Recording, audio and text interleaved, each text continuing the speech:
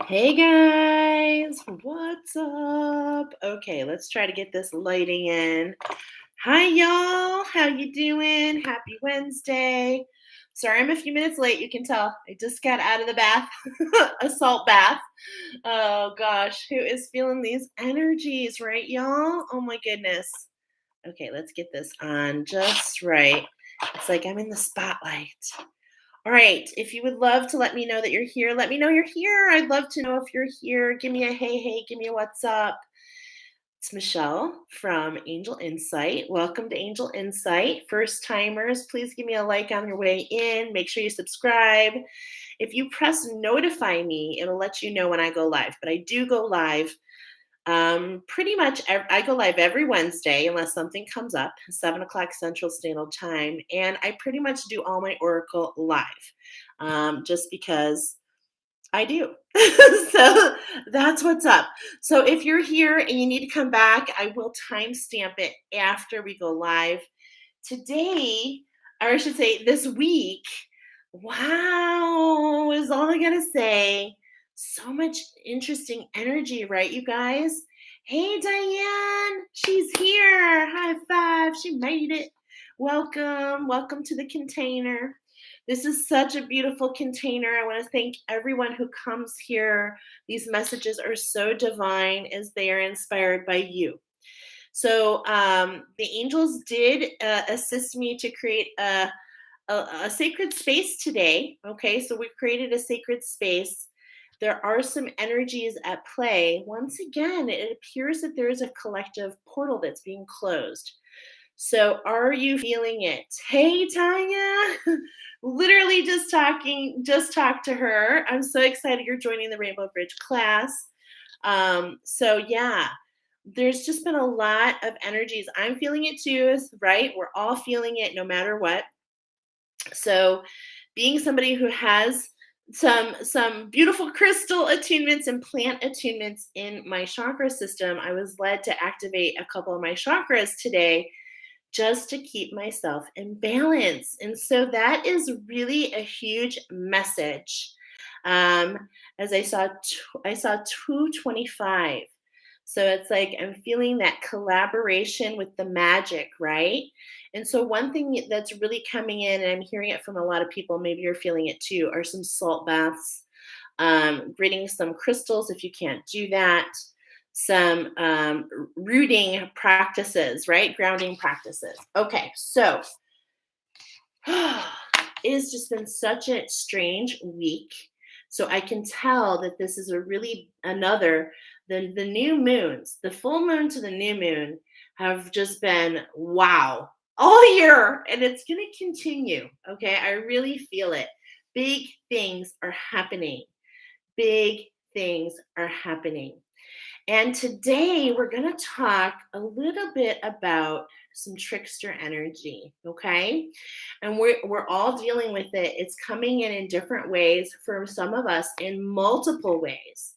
And so we're going to talk about this trickster energy head on so that we can figure out some ways to, deal with it and to bypass, because most likely it is given as a challenge from the universe.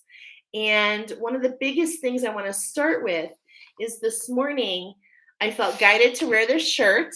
Okay. I felt guided to wear this shirt to really connect and use our connection, but also to really I was grabbing it. I know it sounds so strange, but it comes in just the smallest, most beautiful ways, right?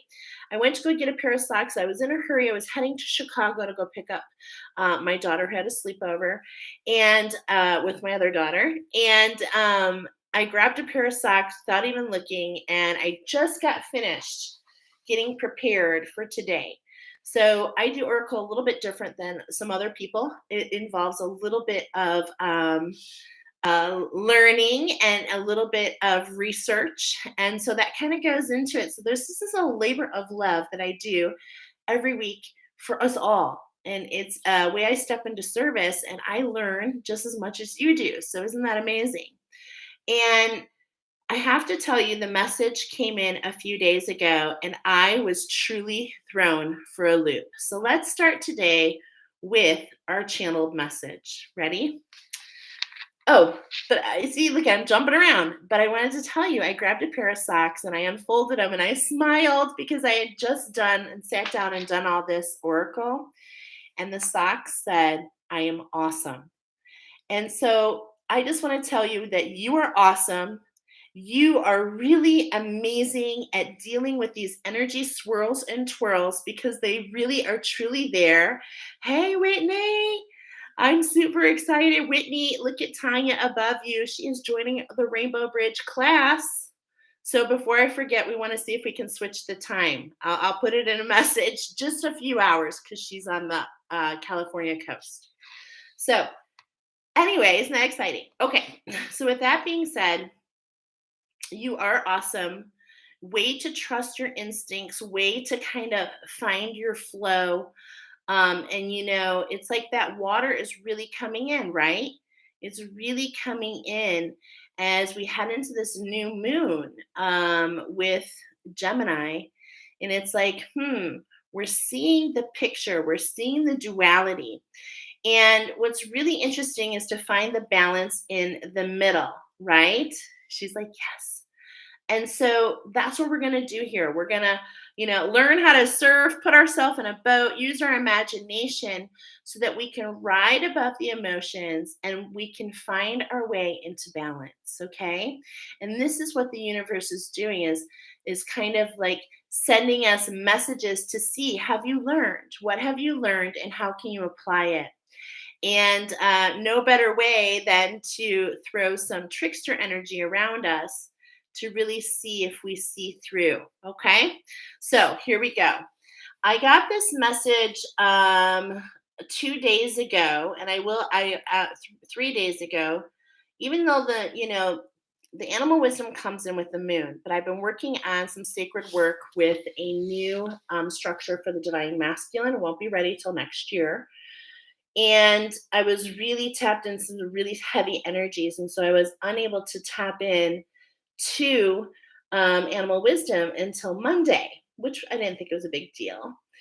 And then I got the most strangest of messages. So here's the channeled message. And it did actually help organize Oracle. So I love it. But it really is a strange message. So here we go. It's from Archangel Michael, who really likes to have a sense of humor, actually. So here we go. I taught a putty tat. What's up, Doc? Hickory dickory dock, the mouse ran up the clock. Hey diddle diddle, the cat and the fiddle. Peas porridge hot, peas porridge cold. Please, sir, can I have some more?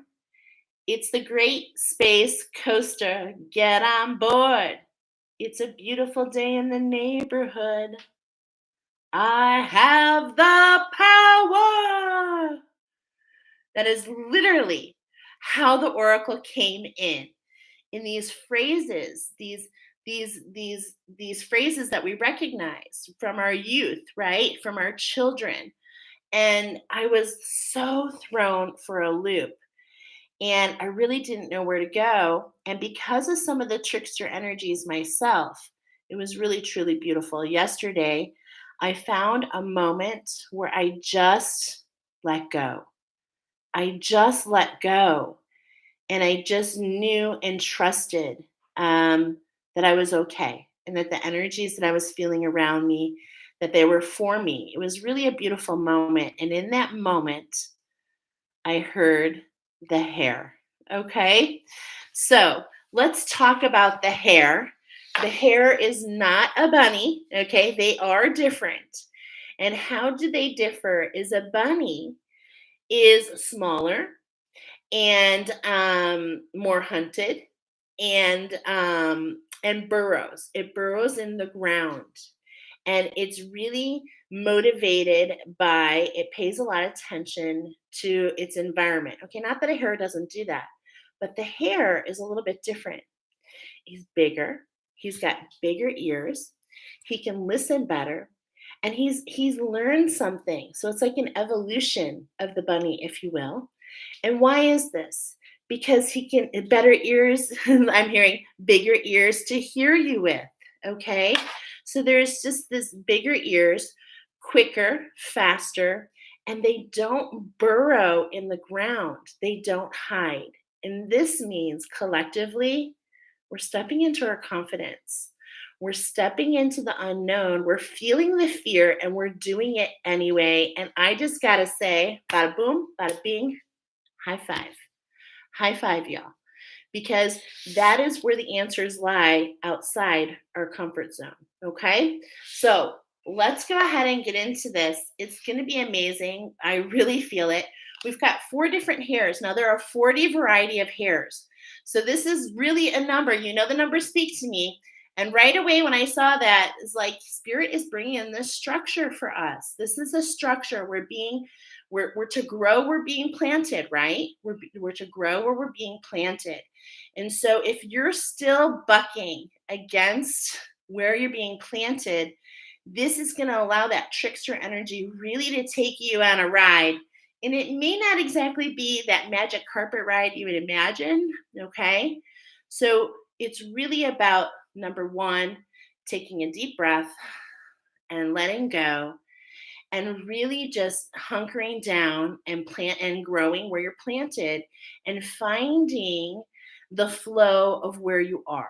Okay, so that's the first part. All right, so for everybody that came here today, I'd like to take a moment to go ahead and activate. So, okay, I was supposed to open. My guides and angels are kind of joking with me right now, but it's really not a joke because it's helping me understand who I am. And so, as I share this with you, I'm a dream weaver, which means I'm a storyteller and an oracle. I'm a dream collector. So, I am what I call a spiritual catalyst. And that's kind of what we do together. Okay, everything is with others, it's never alone. And I'm definitely very happy to be here and to do that. So one of the ways that I'm a spiritual catalyst, if you will, which is just something I love that verbiage, is I know that I am an activator. So I did share on the last oracle, it's kind of like trying to make slime without the baking soda. Okay. So I have learned that my voice activates different things within all of you. Hey, girl. Oh, Elisa, it is not too late. If you want to connect, I want to let you know, we just had Tanya joining in the class. If you'd like to join in, we can still talk about it. No pressure. I will be teaching the Rainbow Bridge class for the rest of my life. Okay. No pressure. All right, just wanted to throw that out there. Okay, so here we go. What we're going to do is we're going to go ahead and take a moment to activate the Hare. The Hare wants to come work with you. This is how, like a cosmic shaman, we're going to activate the Hare, which is a part of the all, which is part of you. We're going to awaken that wisdom within you so that you can work with that within yourself, so that you can release all that needs to be released. Because this new moon is a time to step out of duality and to dream in color, is what I'm hearing. Wow.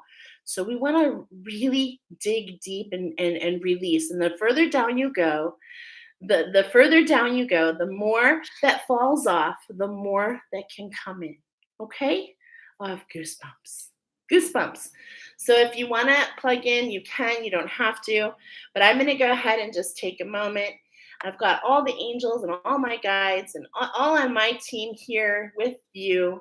And it is my purest intention, archangels of the highest light, for all who are open and all who are open to receive, and you can just say, yes, I receive. I activate your Hare on all timelines, all dimensions, all realities for your highest good and the highest good of the all. Thank you, thank you, thank you to the Hare for coming forward. Thank you for your wisdom, and thank you for the collaboration at hand. We appreciate all the magic that you're going to share with us today and beyond. And so it is, so be it.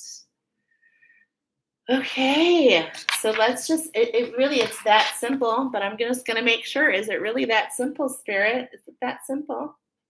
It really is. Okay, let's go ahead and get started.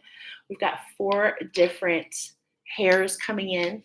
We've got, first of all, we've got the mountain hare, okay? We've got the black-tailed jackrabbit, which is the American wild hare. We have the Japanese hare and we have the Cape hare, okay? And we are definitely going on a journey as we're all in different places. Today, you can have 1 pile, 2 pile, 3 pile, or all 4 piles. And some of them are going to overlap. I definitely feel that, okay? So we're going to go ahead and get started. Excuse me, I'm going to write this down at 1544. Sounds like a great place to start with the mountain hare. Okay, now the mountain hare gets the first part of the channeled message. And so as I leaned into that, I've got more channeled messages for you, my beautiful mountain hare. So, first of all, I saw a putty tat. Hey, what's up, Doc? So we've got the Bugs Bunny and Tweety Bird show coming forward here. We've got the Toon Squad, and they definitely want you to tune in to what they're going to share today. The mountain hare is all about the root chakra and the crown chakra. So if you think about the colors, the color pink is actually coming forward in this particular oracle. We're talking about working with the ancestors. We're talking about enlightenment communication there. We're talking about being safe in your surroundings, feeling safe, with this trickster energy, okay? So it's what we're feeling here has a little bit to do, well, I'll share with you in just a moment. Let's let it unfold. So the message is all about, Whitney, shout out, double confirmation for you. This is before you sent me your message, love. Are you ready? I literally wrote in my book right here, there's a message about eating rooted vegetables. I am not even joking. So I hope pile number 1 was for you. And this is to really to allow you to ground. So those of you in pile number 1, the mountain hare, it's like you are already have this connection. You're already so elevated.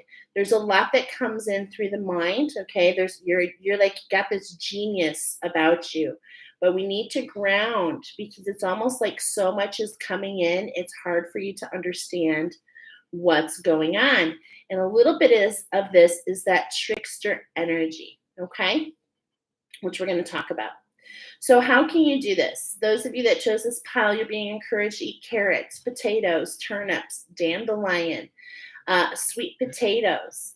There's also a message here about it's related to awareness, okay? So you are aware. And what's coming in is to root yourself, to preserve so that you don't go down the bunny holes, okay?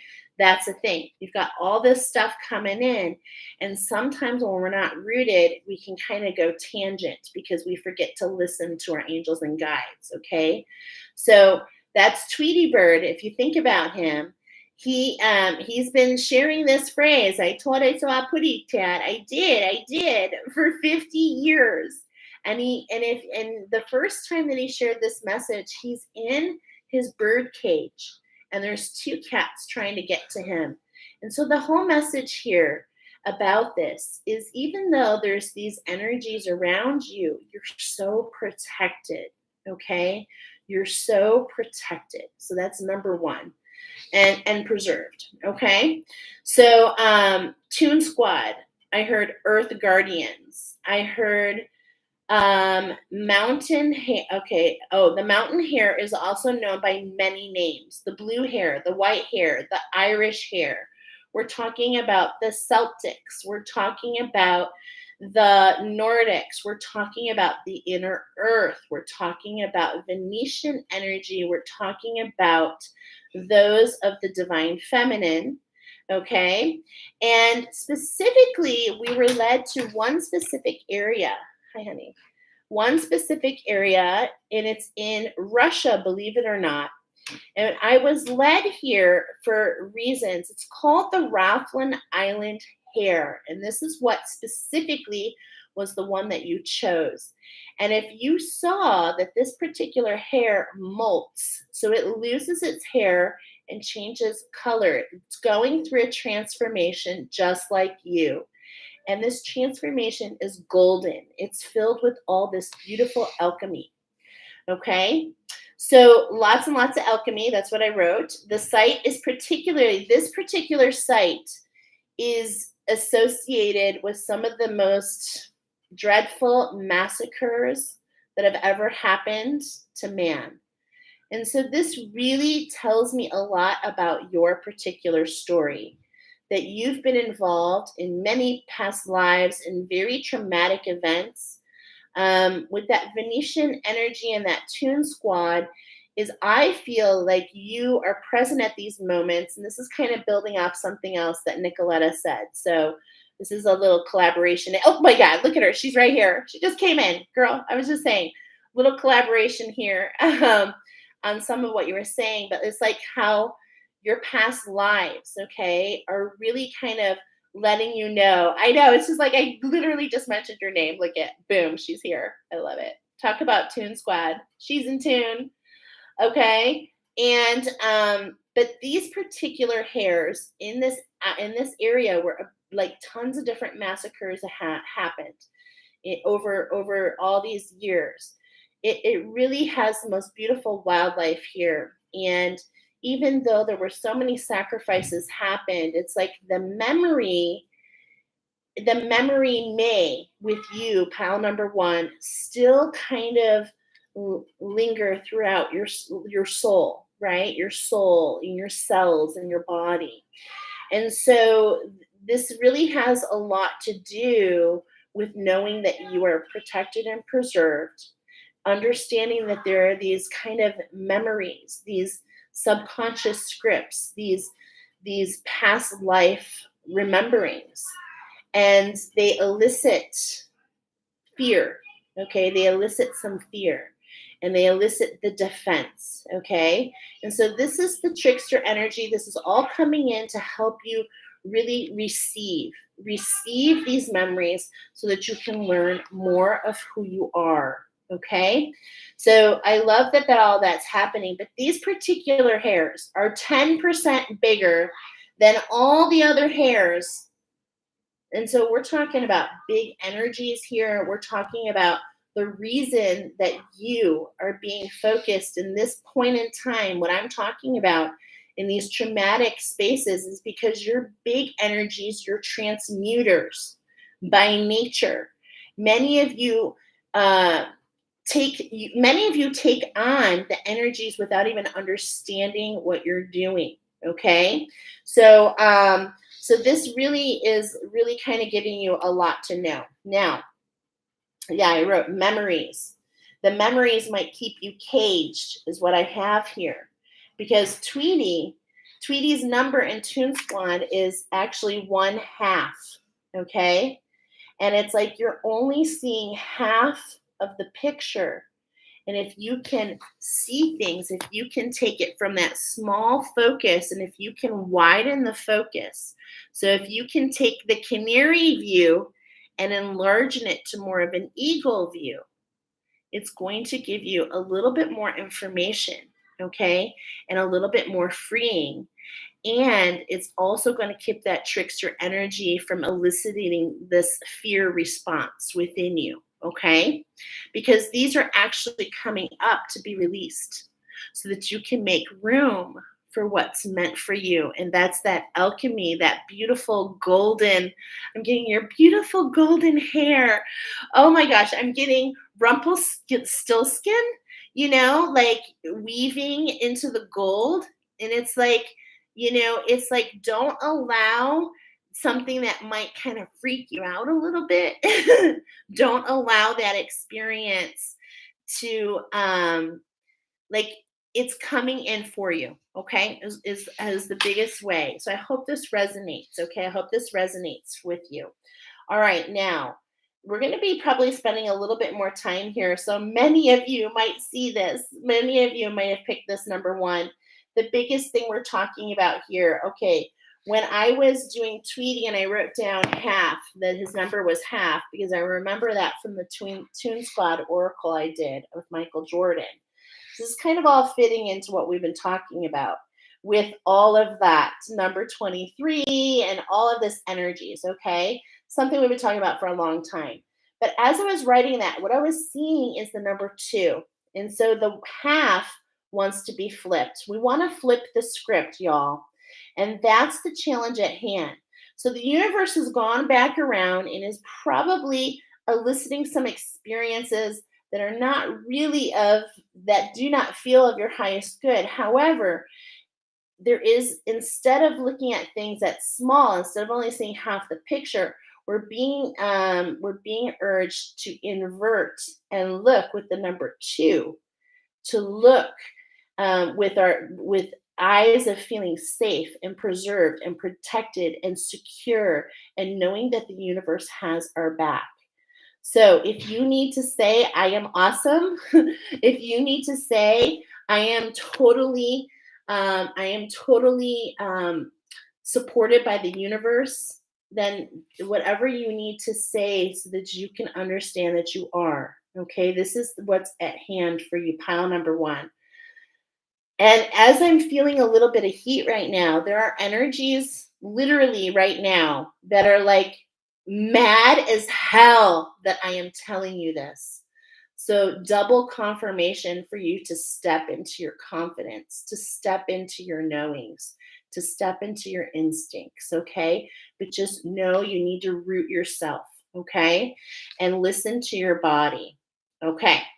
Now, okay, because I was seeing number 2 and I wrote down collaborate with your root chakra, okay? This is all about your potential. And what we have coming in is actually 2 different stories. So I've got 2 different stories. So here we are, all of you who chose pile number 1, you're going to choose a story in just a moment. But we're going to start with the earth magic. We're going to look at what is this fast moving energy, okay? And how is it coming in to assist us with this new beginning? We're actually going to start in the north because Spirit is bringing this energy in for you. Okay, just a moment. Yeah. All right. Okay, I was going to shuffle, but I'm getting a message. Hold on. Do you want me to start here? Okay, because I was about to shuffle and I'm hearing no. So look we're starting where we left off last time. This is what's on bottom, this new moon at hand. Wow. This beautiful alignment, the calm waters, the skies. Are you seeing the colors? There's really so much going on here. We're talking about getting in balance within, okay? Now, this is ironic because, not ironic, but even just today, these last couple days, in this area on the back is where I've been feeling a lot of kind of intense energy. So that's just letting me know as a big energy, we're really sensing, okay, this could be impasse, but as your big energy, we're really sensing this heavy heart that many of us have, okay? There's this heaviness, this denseness, and this is that trickster energy that's trying to come around and keep you out of tune. Okay, so let's go ahead and look. So yeah, this new moon has a promise for you, and the promise is all about your potential. And as I think about the new moon in Gemini, as I think about the black and the white and the duality, how can we dream in color? What can we put on paper? Because that in itself is rooting. So I'm already getting a message, pile number 1, to put pen to paper, because when you ink it, you think it. Okay. And when you think it and you ink it, that is a manifestation into where we are. It is bringing you in the present. Okay. So what do you want to accomplish these next 30 days? It could be anything. It could be like for me, I've been thinking about reading The Lord of the Flies. I've been thinking about reading that book for like 3 or 4 weeks. I just went to the library and got it today. I'm like, yes. Okay. So, it could be anything, but make sure it comes from your heart. Okay. Not the things that you think that you should be doing. You see, not the things that you think that you should be doing, the things that your heart truly wants. Okay? So that's number one. All right, so we're going to look at this fast moving energy. And right away, we're going to do 4 cuts, okay? And we're talking about this fast moving energy, this structure, this 4x4. What is spirit building for you? They're building some reflection. How can you kind of stop the emotions?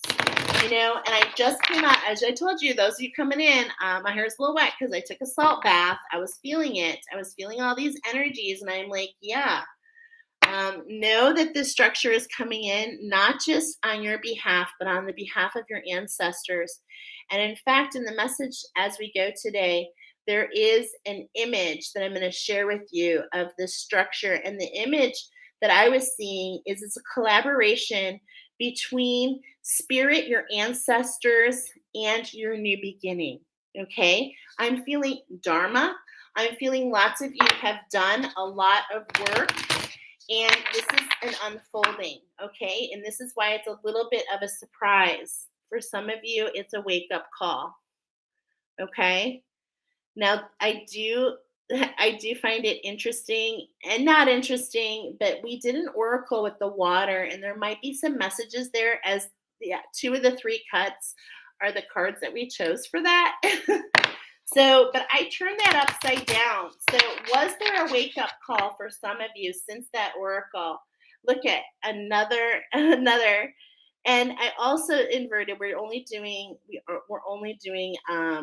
inverses. And have you been stepping into some ceremony? These are reminders again. So if you haven't had a chance to do that, you probably want to take a moment to do that. So what crystals are calling to you? You can go to the crystal store and just what's talking to you, and then talk to the owner there and find out a little bit more about this particular crystal. Look it up. See how it resonates with you. Start trusting your intuition. You're drawn to certain things for purpose. Okay? Yeah. Now, this dream time, this creativity, this is like leading me in many different places. I feel so much. It's hard for me to put into words, pile number 1, what I'm feeling here. Okay? You earth guardians, right? Right away, I'm feeling aborigines, the storytellers, the passers, okay? I'm getting like the ancient wisdom being passed through you. This is what I'm feeling, right? Hey, girl, we're on pile number 1. We're just getting started. And look at all this gold. This is you, the alchemy, okay? When you start to see things in a different light, when you stop seeing from the eyes, because remember, I told you there is this idea of these imagery of these experiences coming up to be released, okay? They want to throw you into those emotions, right? But it's like, how can you see in a different way? I really, really love all of this because the Toon Squad also takes me right away to the Pillars of Hercules, which really talks about this initiation, okay? This initiation. And I feel like that this challenge that might be at hand for you is really something that you already stepped into. And the universe is saying, are you ready?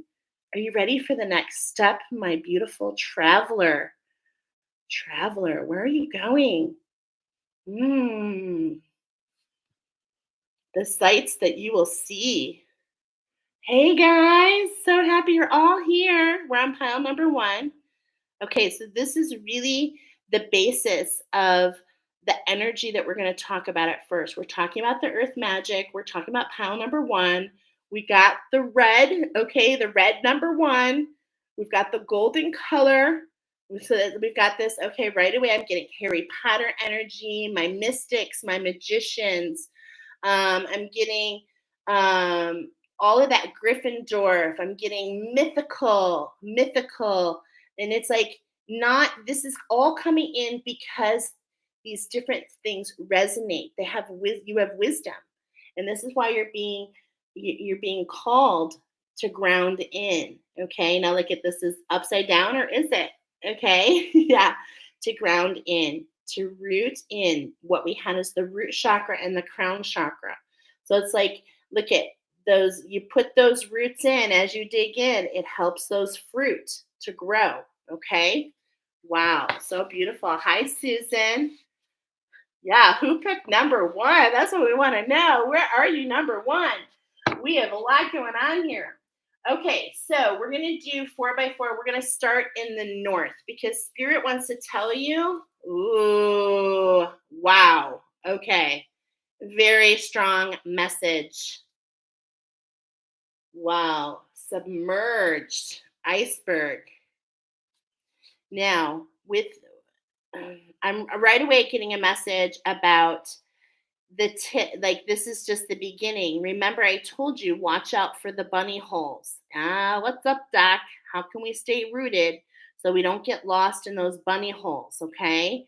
So it's like, look at, there's this coming together of these energies, and it's like there's a test. It wants to see, are you going to fall below and see, just like an iceberg, it's like you're only seeing a little bit of it. And it's like once you go into those emotions, it's going to be like really a lot bigger than you think it is. Okay.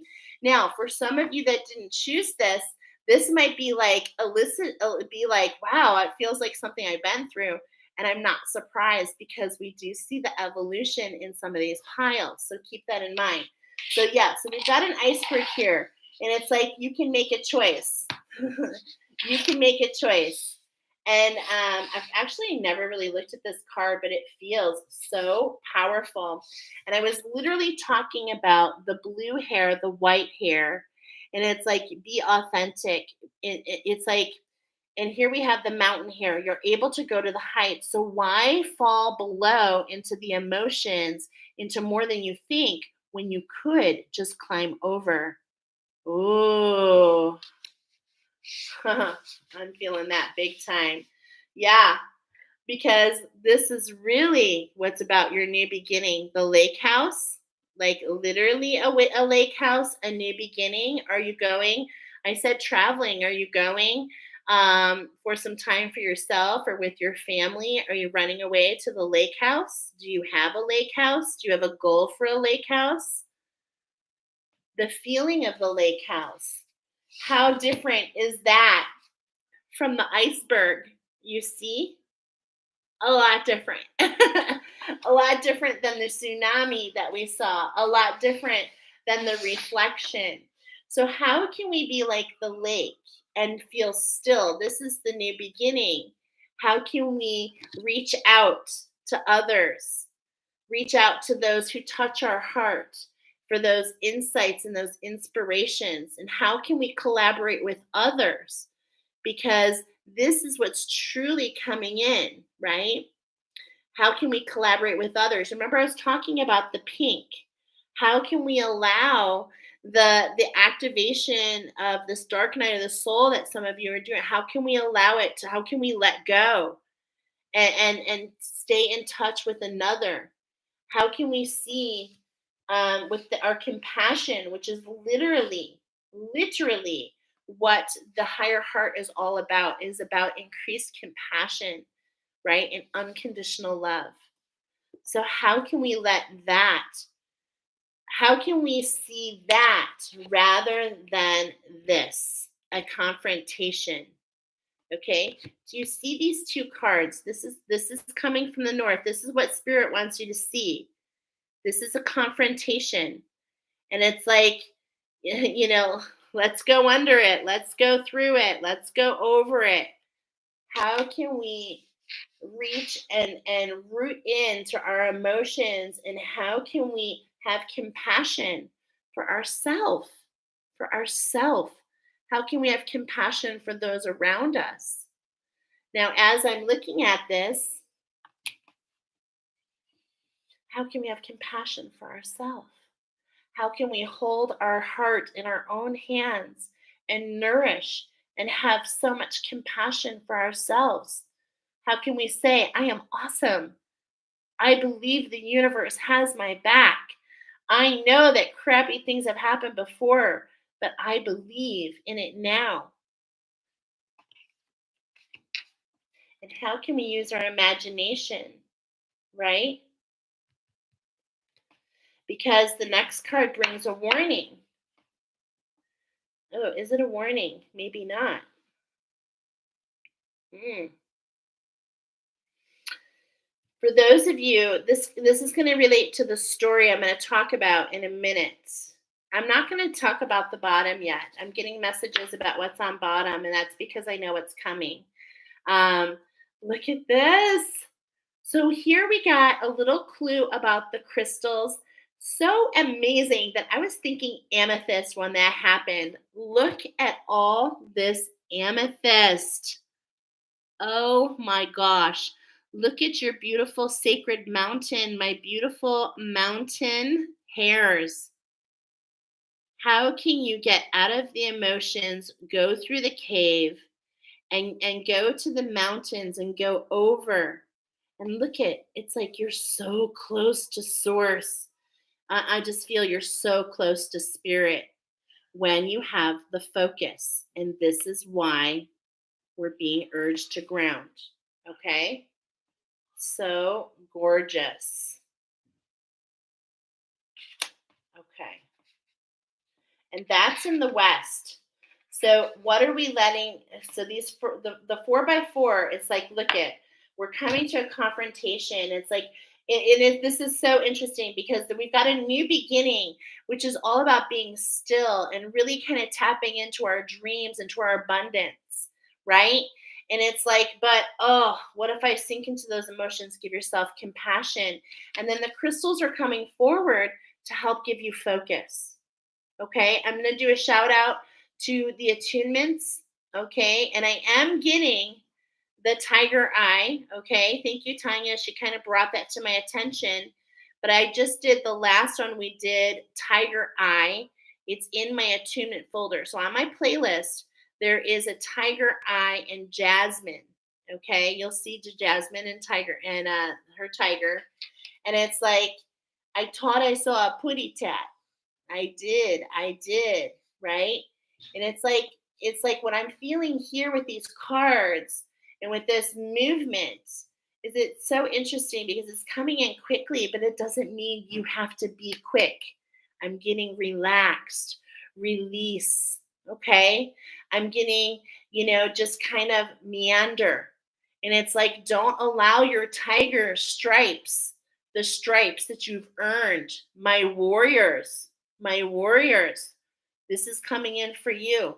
Because as we sink into the message before we pull out the wildwood and talk about our two stories, I have to tell you that Tweety Bird was kind of a loose cannon all the way up until they did the movie. He was always kind of a loose cannon, always kind of, throwing stuff back at Sylvester for running after him and all this stuff. Real feisty. And it's like, we're not here to fight anymore. We're here to meander and to linger. And it's like these memories within you are being released so that you can release these reactions, this reactionary. Okay. So some of you might be called to the amethyst and rose, which is in my attunement folder. And I will also say the carnelian. And in fact, I'm getting the tiger eye and the carnelian, okay, which is really powerful. So you can do any of those attunements. They're there for your highest good, of course. Okay. All right. So the theme is all about creation. That's why this is coming in. And it's like so much is coming in. You're starting a new beginning. You're releasing some really big energies, right? And so as we come in, what I heard for you guys is we're going to do the world spread. Okay. Now, the world spread is actually, I'm going to show you a picture, okay, because this is the spread I was led to do for you. And this is where you are, pile number one, okay? You're right here.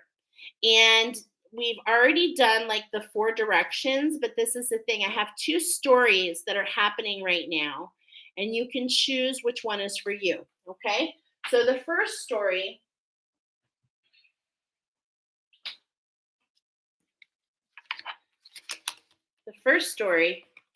involves a fight inside of yourself. Boxing. These are called the boxing hares. And this means that you have some inner turmoil, something that you're boxing yourself, something that is bothering you. There's something that you're fighting against. Okay? Now, I'm going to show in just a moment the cards related to that. And then the other story is the queen. And she's ready. She's ready to come out of the spiral. Now, no matter where you are, my friends, Spirit told me it all leads to the same place, except those of you that are having this, the universe is going to throw some of that energy at you. This is why your guides and angels brought you here, so that you could navigate this trickster energy and step into your queen. Okay? And so all roads lead to the same place. And how do I know that? Okay, so let me show you. Because in that first story, I was shown to grab the cards before and after. Okay, so we've got this page of vessels. Okay, so we're learning about this heart chakra, and this is the otter. It's like we're looking to the water and we're looking back. Do you see? We're kind of looking back. And it's like, in a way, we're like waiting for this momentum to come. There's something we're waiting for. Okay. But this is what keeps this boxing going on. It's like we're waiting for something. And what Spirit is telling me now as I hold this card, it's like, jump in, let the flow take you. This is not where you're meant to be. You're not meant to be here waiting. You're meant to be in the river here, allowing the current to guide you, knowing that there's another. And this is, I love the synchronicity, because this is the half. The otters, they travel in pairs. So remember, we're only seeing half the picture. And it's like you're waiting for this other person to come, but you may not it could be a person, or it could just be a part of you. You're waiting to get on the same, to stop boxing. And it's like you just have to take action. You just have to jump in, and you'll realize that the other half will show itself when it's divinely timed. When it's divinely timed, it takes some dedication. Okay, so pile number 1, if your intuition is, if you're here, there is no judgment. It's understanding where you are. Okay, I was literally here until yesterday. I will not lie. Literally, I was boxing myself, and I want to say a shout out to my beautiful friends. I'm getting emotional. Wow. Whew. Jolene and Nicoletta, I just love you girls so much. I just want to thank you for your most recent oracle, and I'm going to share it on the community board. So if you guys need some inspiration, if you're feeling blinded like I am, and it's like it comes in just the most beautiful time, and I want to just thank you for your beautiful oracle, ladies. I love you so much. Thank you. Okay. So Shamanic Insights and Soul Expansion Guidance, I would highly recommend them. And they just did a collaboration together, and it's like, wow. Okay. And what's interesting is our collaboration that the 3 of us did together is actually coming up in this oracle. Okay. So keep watch for that. So those of you that are like, yeah, this is where I am. And this may relieve itself right in this moment. You may have just decided to jump in. Okay. And it's like, look you're so dedicated. Don't be hard on yourself. This is when I'm hearing this compassion. Touch your heart and show. Look at this work that you've been doing. It's like you are trying, right?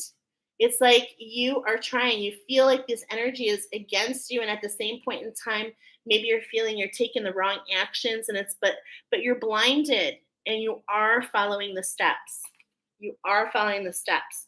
So the 9 of arrows is just at the end, right before the 10, and that's what we're saying. We need to let go. We need to understand that everything we have is in front of us in the universe. It's not about the push. It's about us believing that the universe has our back. This is very important for you, pile number one.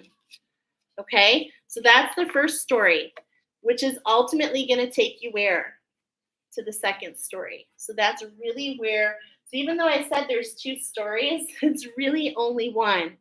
That you arrive to this queendom within yourself, and you stop boxing within, and you see the wisdom, and you elevate. You allow the elevation and not the submerge. Okay? You're the mountain hare. You can climb the heights. Spirit is here for you. Okay? Now, the energy is before and after this. Are you ready? It's like you've been in this hermit mode, and this is going to break that. There's this divine, I'm loving it because I'm seeing it in the oracle from Spirit. On the bottom, there it is, the lightning strike. So no matter where you are on this path, the lightning is going to strike, and it's going to cause this release. Like you felt held, okay? You felt held. But the shaman, the cosmic shaman, the aboriginals, the shaman within you, that archetype within you is coming forward to tell you it's time to rise through the muck. It's time to break free, from the things that bind you, to step up. And this is why, to unleash who you are. This is so beautiful. To start this new beginning, the sun of life, okay? To allow those things that held you back, to allow this dark night of the soul to happen, to see the wisdom in it, to see the sun, to see the light, okay? The light within you, the light that you carry, the big energies that you are. And look at this gradient. Do you see it? I talk about it all the time, the gradient of your light body. And do you see how it's heavier here towards the earth and illuminates closer to the sun? You're a big energy, okay? And it's like you got to keep your feet on the ground just as much as your head in the clouds. It's about finding the center in the middle. Okay, so let's go ahead and build off of that story. That's the story that's coming in, my friends. And why is this doing this? So that you can rise. I'm grabbing from the bottom. Like, I love these cards coming in from the bottom. So you can rise to the muck. So you can have this opening. And why? Because you're the earth guardians. And she wants to nurture you as you have nurtured her. Gorgeous. Gorgeous. Okay. Here we start with the ancestors. The ancestors are here. Look at the tree. Okay, we're going to do the world tree. Are you ready to follow the beat? Are you in tune? Wow. Are you in tune? Okay. I'm asking this because I've never been told to do this, but you guys know the numbers talk to me. I'm going to put these back in, okay? So we're going to see if they come in. I'm going to shuffle them back in, all of them. Okay, we're doing 13 shuffles. We are talking about your stellar gateway. We're talking about the pearl. We're talking about you being able to have the backstage pass, stepping into this queendom, stepping into this knowledge, into this wisdom. The pearl is the jewelry of the queen, okay? And we saw that. And it's like your ancestors are beating the drum and they're like, it's time to enter the tree. It's time to enter the tree. This is where you were. It's time to enter into the tree. Let's go. Okay? Let's go.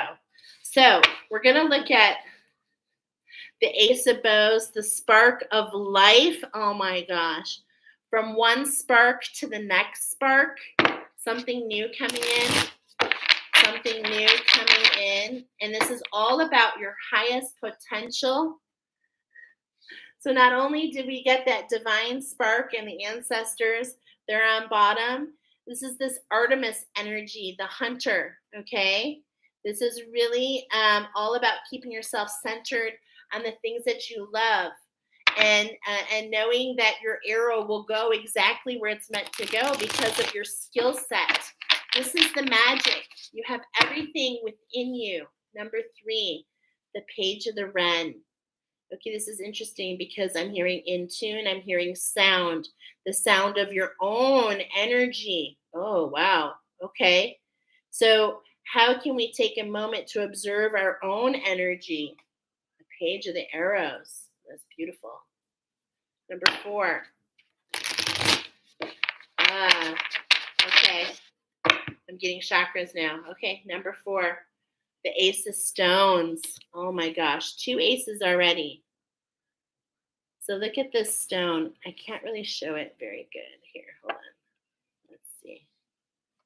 This, so beautiful. The ace of stones.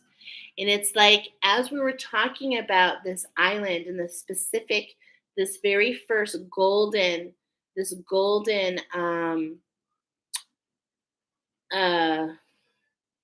hair, sorry. It's like everything's been etched in stone. This is part of your destiny, okay?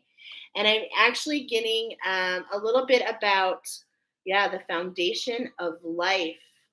Wow. Look at all these swirls. Look at through all these things that you have been through. But it's like you're so sturdy. You're so sturdy, especially when you root in. Okay? And it's like, allow the magic to guide you. The universe wants to give it back to you. I can feel it with so much certainty. In that heart chakra, 10 of vessels.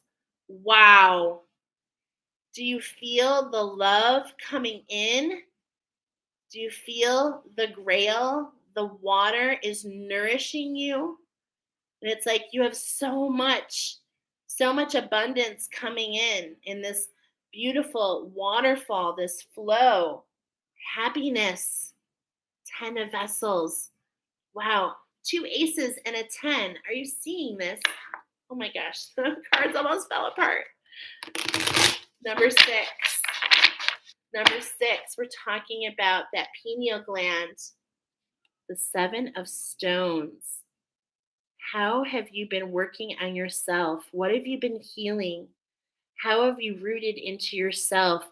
How have you allowed yourself to now, like, this could be another person, but I feel this is you.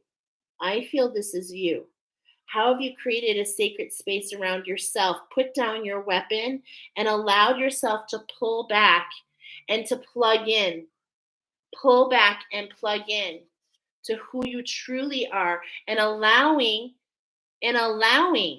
spirit to do the healing for you.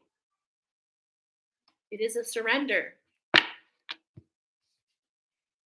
The angels, they want to touch your heart. Mother Earth wants to touch your heart. They see the work that you've been doing. They truly do. And all that has been lost always comes back when you least expect it in a new form. Let's talk about this authenticity. Hello. Wow. The magic, number 7, is this ending, and this stepping into who you truly are. Oh my gosh, so magical. We've got to at least tip our hat to that. So hold on, we got to tip our hat and just look at this card real quick. It is one of the archetype cards. It is talking about what you are putting to rest, and that is the sun of life, the creative fire, the furnace of potential, the inner sun, the primal melting pot of matter and energy, the heart of eternal life. Wow, gorgeous. And then right here it says, the sun of life also beckons you to see beyond the noise and the clatter of human reality and that trickster energy around you, and become aware of the vastness and the generosity of your cosmic soul. Cosmic soul. Number 8. How can we use our imagination? The King of Bows, the entanglement.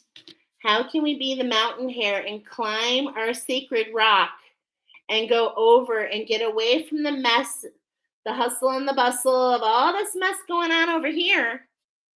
Bye-bye. Bye-bye. Number 9. How can we have clarity on this happiness? How can we give clarity on this happiness? Another 10. The clarity, the floodgates are opening. I feel all this energy flooding towards you if you allow it. Will you allow it, my friends? These cards are coming in again. The Tune Squad. Will you be in tune? This is the number 10. We're talking about the third eye. We're talking about our vision. Will your vision be in tune with this message? Will you whistle while you work?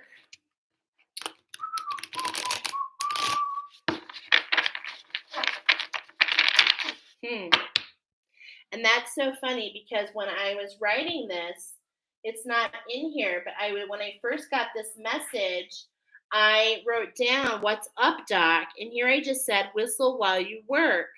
And I was getting a message about Doc from the Snow White and the Seven Dwarfs. So this is really interesting. They're miners, and what they mine is diamonds. What's up, Doc? Okay. How can we not go down into the bunny hole and instead understand that we are the diamond in the rough, that we have all that we need? There's a very specific story coming together here. What are we aligning to? You guys, I cannot make this up. We are aligning to this healing. We have to, the Seven of Stones, we have to read about it real quick. I mean, that is just so crazy. Okay, this is the number 11. So, which is what? It is the Seven of Stones. The stones is the earth. This is the earth coming back. This is the magic. This is the magic of the earth coming in this healing. After a physical or emotional sickness or injury, a time of inner rest and rejuvenation is required. Patient and peaceful healing comes from a spiritual source. Wholeness and recovery will follow a serious physical and emotional wounding. Wow. And at the end of this paragraph, I noticed the acceptance of these simple truths can bring healing to a suffering soul. Do you hear the messages here, majestic mountain hares? You have seen so much, but that does not determine your reality. That does not determine your reality. Your healing is here. It has come back twice for you to see it. So what is this connection? And talk about 3 times. 3 times. Wow. And I'm hearing that song. 3 times a lady. Don't remember the words. Once, twice, 3 times a lady. Channeled song for you. Check it out. What does that song have for you? Are you in tune with the message? Is the music, it's sharing, it's gushing a message to you. Wow. 10 of Vessels. Vessel has to do with the heart, the ending of this heart. Okay, and here we go. Number 13. What is the pearl's wisdom? Are you kidding me? What? The potential. Oh my God. We must read. We must read. And I cannot help but feel this is for all of us. the archetype of the hare, the queen of the bull, of the bulls, of the bows, the mystic. These are the mystic, the magicians, those who have stepped through on their journey. Oh my gosh, it's really just so synchronistic and gorgeous. And I say thank you to the angels. I ask them to make it magical, and they never cease to amaze me. Thank you, thank you, thank you to the angels. Let's read about this beautiful Queen of Bows. Okay, hares have been linked to spring and sexuality since Celtic times when it was considered taboo to kill them. Prolific breeders, they represent fertility and potential. The hare is also famous for the boxing ritual that takes place in March. But we're beyond that because we're here. So, we're talking about kindness and responsibility. We're talking about an offering of peace and love, helpfulness, courtesy, understanding, enchantment, and success in business. Beautiful. A companion through life, sympathetic and understanding, leading you to deeper awareness of what is needed to bring success into every enterprise. Wise and witty, gentle and kindly, the queen supports you and strengthens your resolve. How gorgeous. Can you feel it?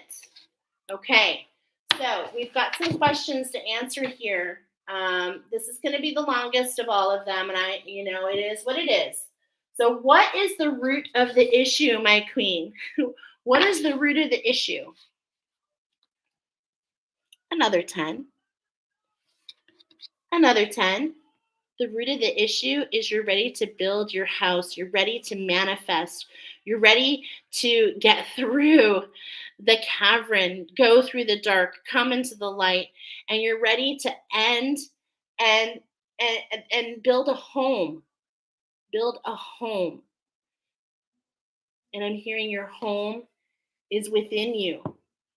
And this is what you need to see. The stones have carved it out. The archway, the portal that you're about to go through is right in front of you because of the work that you've done, but you have to allow it to come into balance. This was your destiny, to bring your feminine and masculine energies into balance. Okay? So that you can see the growth. Wow. That is so awesome. Remember how I said the pillars of Hercules? The pillars here, okay? So it's just like as you're walking up this hill, it's like you have everything you need to go into this entrance to the tree.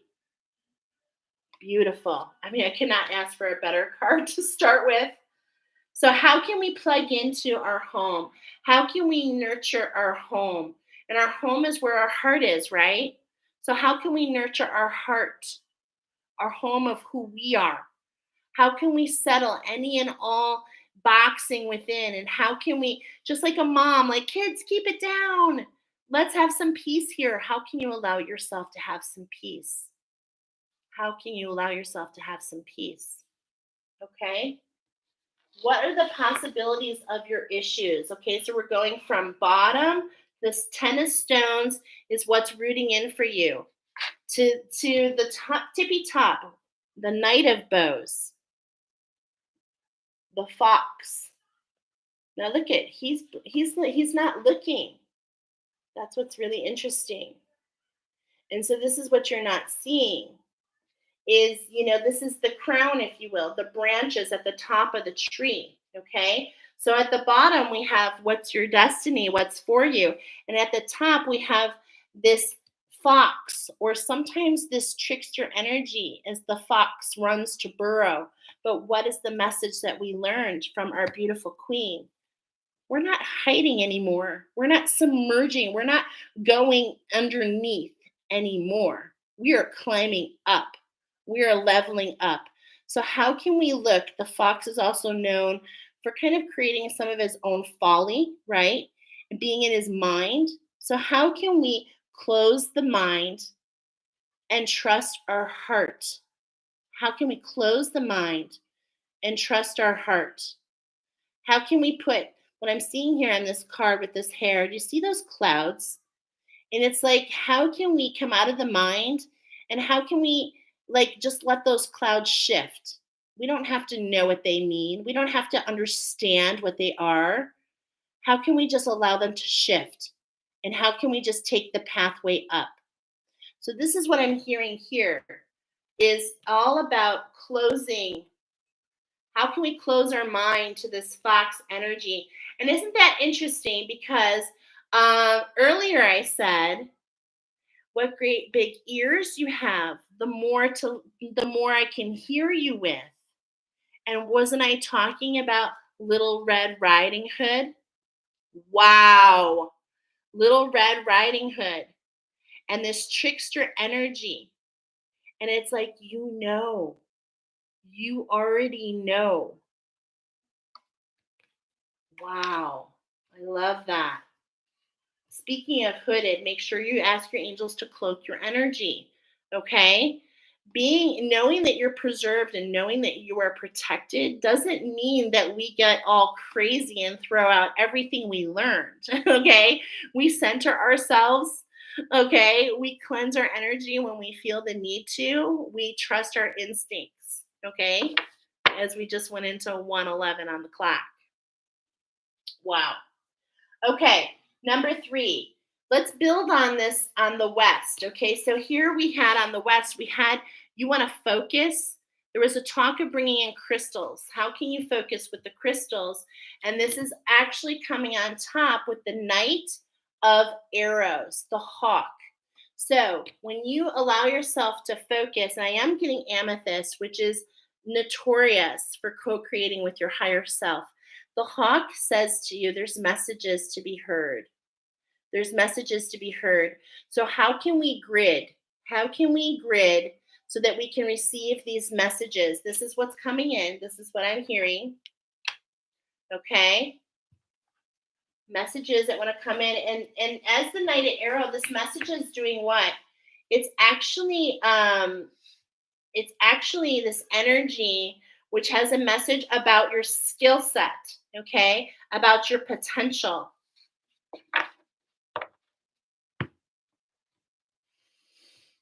I am feeling Archangel Gabriel, okay? I am feeling Archangel Gabriel with that.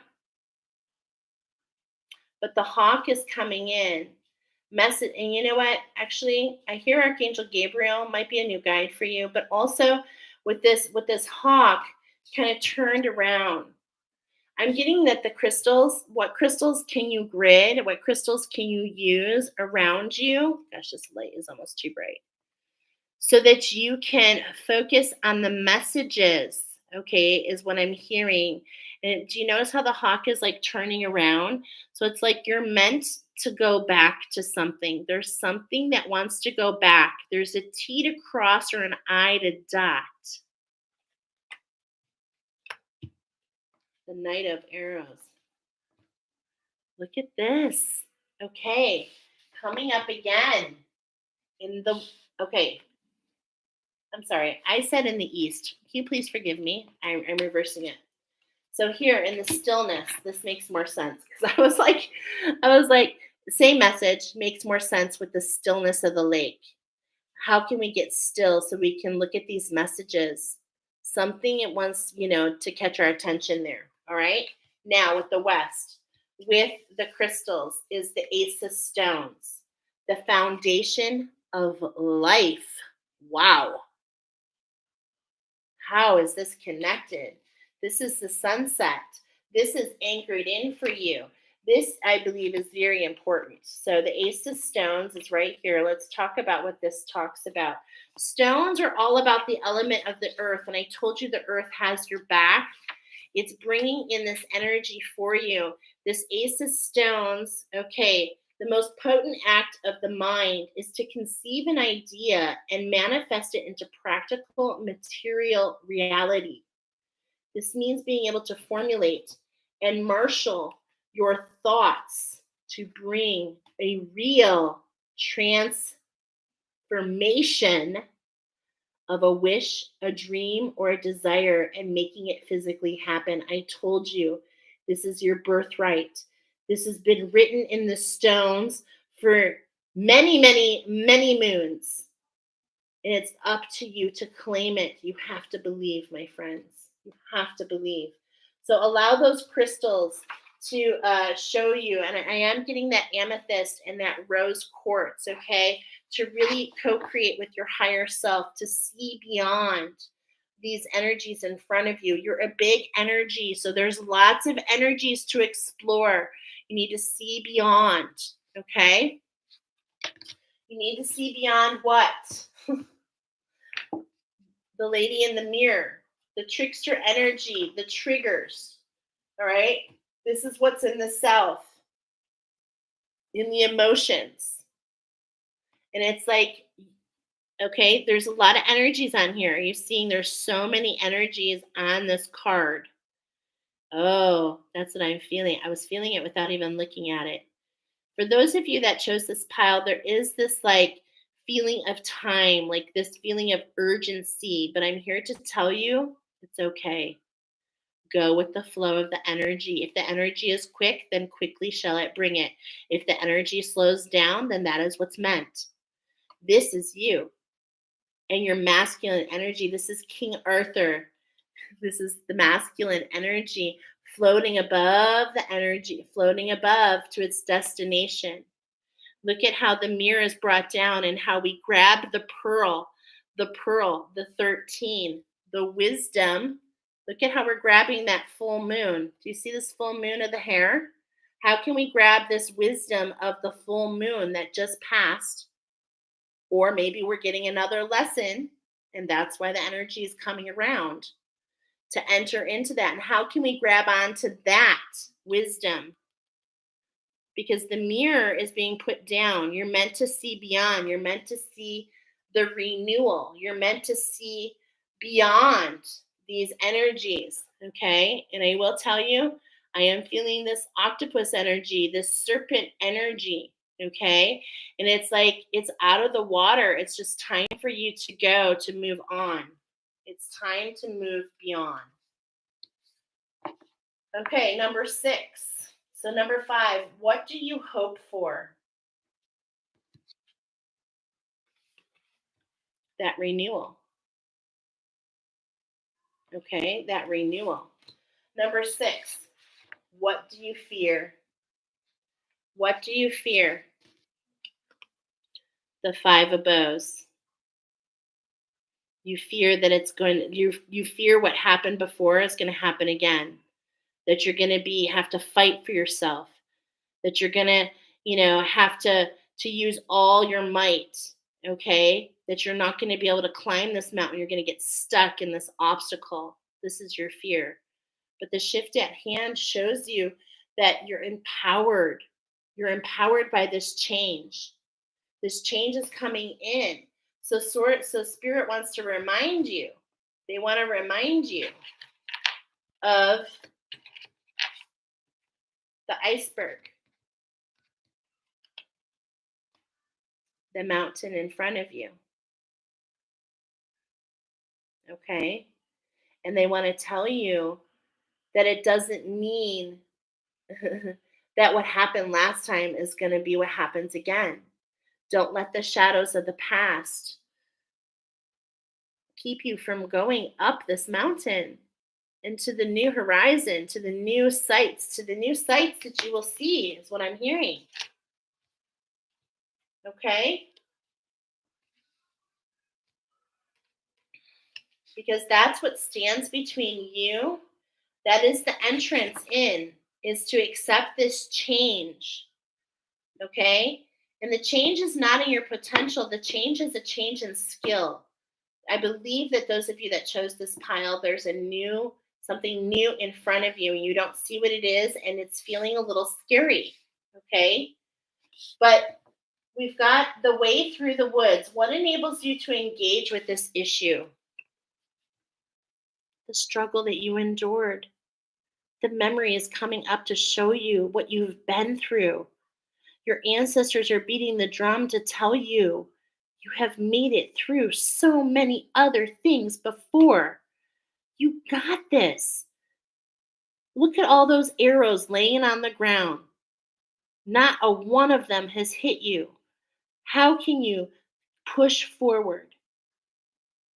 How can you push forward? You are the mountain hare. You can go through the snow. You can go through the heights. You can go through the scarcities. This is where you have been. Keep yourself cloaked. Follow your inner passion. Because I'm getting that in this lantern here, I'm getting there's, it's interesting. I'm getting there's a cricket in here. Okay? A cricket, a little good luck charm. And that's what you don't realize, but you will realize it. Wow, just beautiful.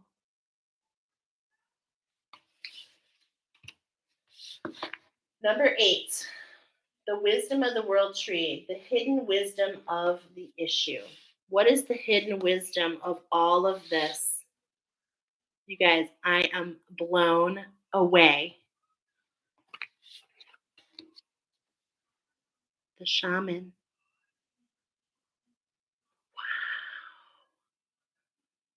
Let's read this. The inner shaman within you, the beginning. That is what's so crazy. At the center of the tree, at the center of the tree, as the entrance of the tree is also the exit of the tree, is the shaman, the new beginning, the letting go of what was so that you can step into what is. Oh my gosh. So beautiful. Okay, so let's something wants to be shared there. In the 8th position, that final position, you got the number 1 card. The number 1. Have I come to an unfathomable deep forest where all must lose their way, however straight or winding, soon or late, the lights go out. And as you wandered throughout the forest, what you come out immersed in is with the shaman, the wild man of the woods, the Merlin as a teacher and adept, the ancestral memory of wild animals, the walker between worlds, the rituals and functions of a medicine man. You may be here to be You may hear the beat of the drum or the song of the wind. It may be the dancing of the light on water or the midnight barking of the fox. Of the fox. Oh my goodness. But whatever awakens your desire to return to the wild, the shaman within you is ready for initiation into the mysteries, my beautiful mystics. This may manifest itself in a form of desire to study an esoteric science or philosophy or apply what you learn to the world. It may involve travel. And I said you were traveling. Maybe astrally. Um, wow. It may involve travel. I lost myself. For the sake of gaining confidence and experience. However, the desire to begin a new spiritual chapter emerges. You are now in an emotional and an intellectual position to bring forth real change in your life for the benefit of the all. This process of focusing, meditating, and applying wisdom from the other world to everyday reality is the true work of the shaman. Beautiful message. Pile number 1. Wow. I just think that unfolded in such a beautiful way. I want to thank you for your service, you beautiful Earth Guardians. And I want to tell you that Mother Earth has come back to nurture you. Okay? As all is in collaboration, as the universal law of balance, all must come into balance. Okay? Is the last thing I hear for you. How can you get in tune with this gorgeous message, my beautiful friends? Let's move on to number 2. Wow. I knew that was going to be long. That's going to be the longest one. So here we go. Number 2. Number 2 are the Cape Hares. Okay. Hickory dickory dock. The mouse ran up the clock. Hey diddle diddle, the cat and the fiddle. We're talking about a game of cat and mouse here. We're talking about, thank you. It was a beautiful message, Diane. I hope it resonated. We're talking about a game of cat and mouse, but here's the thing. Okay, here's the thing. You're the cat and the mouse, okay? And we're talking about a sacral. We're talking about the sacral, the root chakra, the heart chakra, and the earth star chakra. This is related to your heart awakening. It's getting to bring the feminine. We've got the color blue. We're talking about stepping into our authenticity here.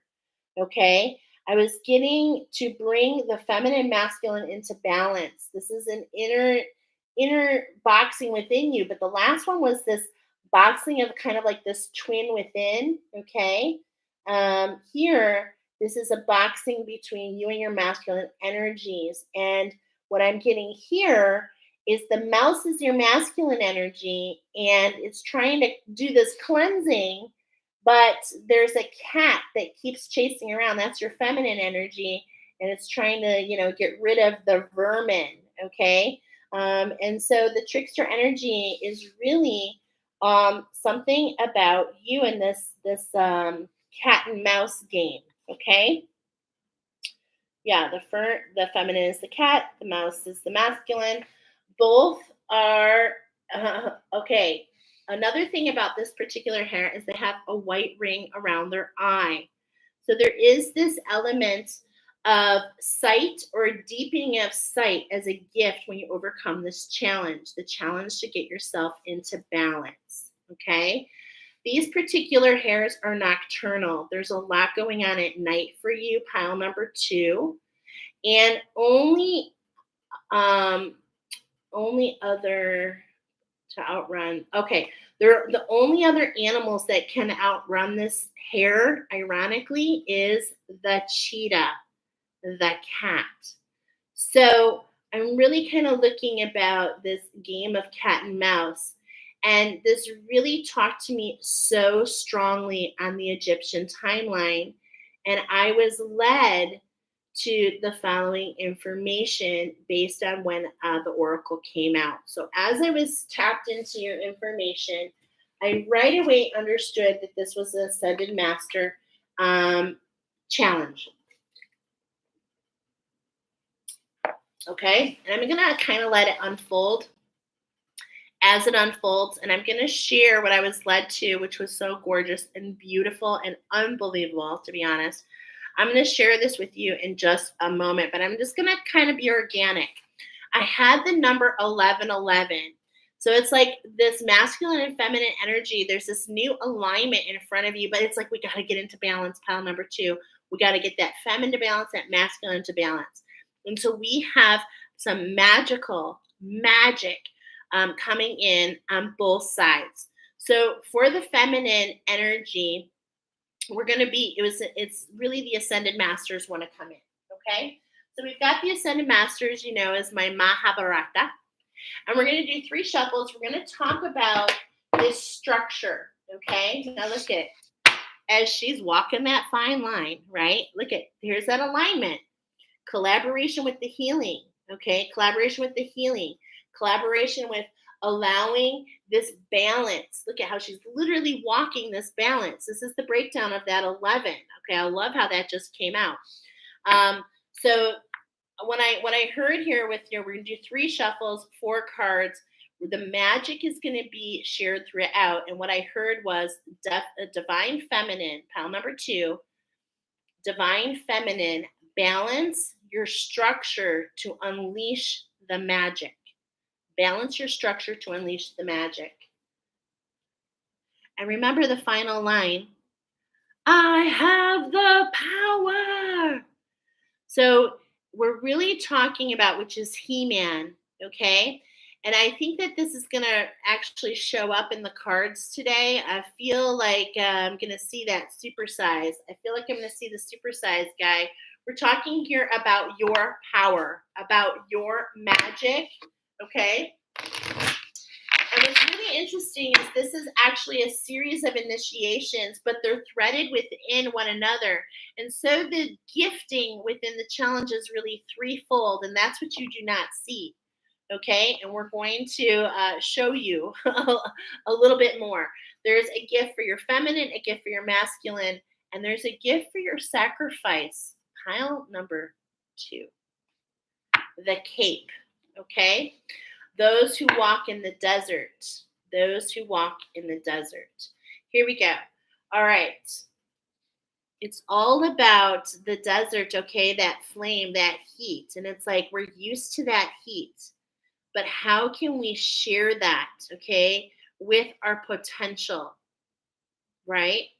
As this greed, we are talking about this magic. We're talking about, this burning flame within you. But it's about sharing this, okay? Because I'm talking to the divine feminine. I'm seeing a masculine here.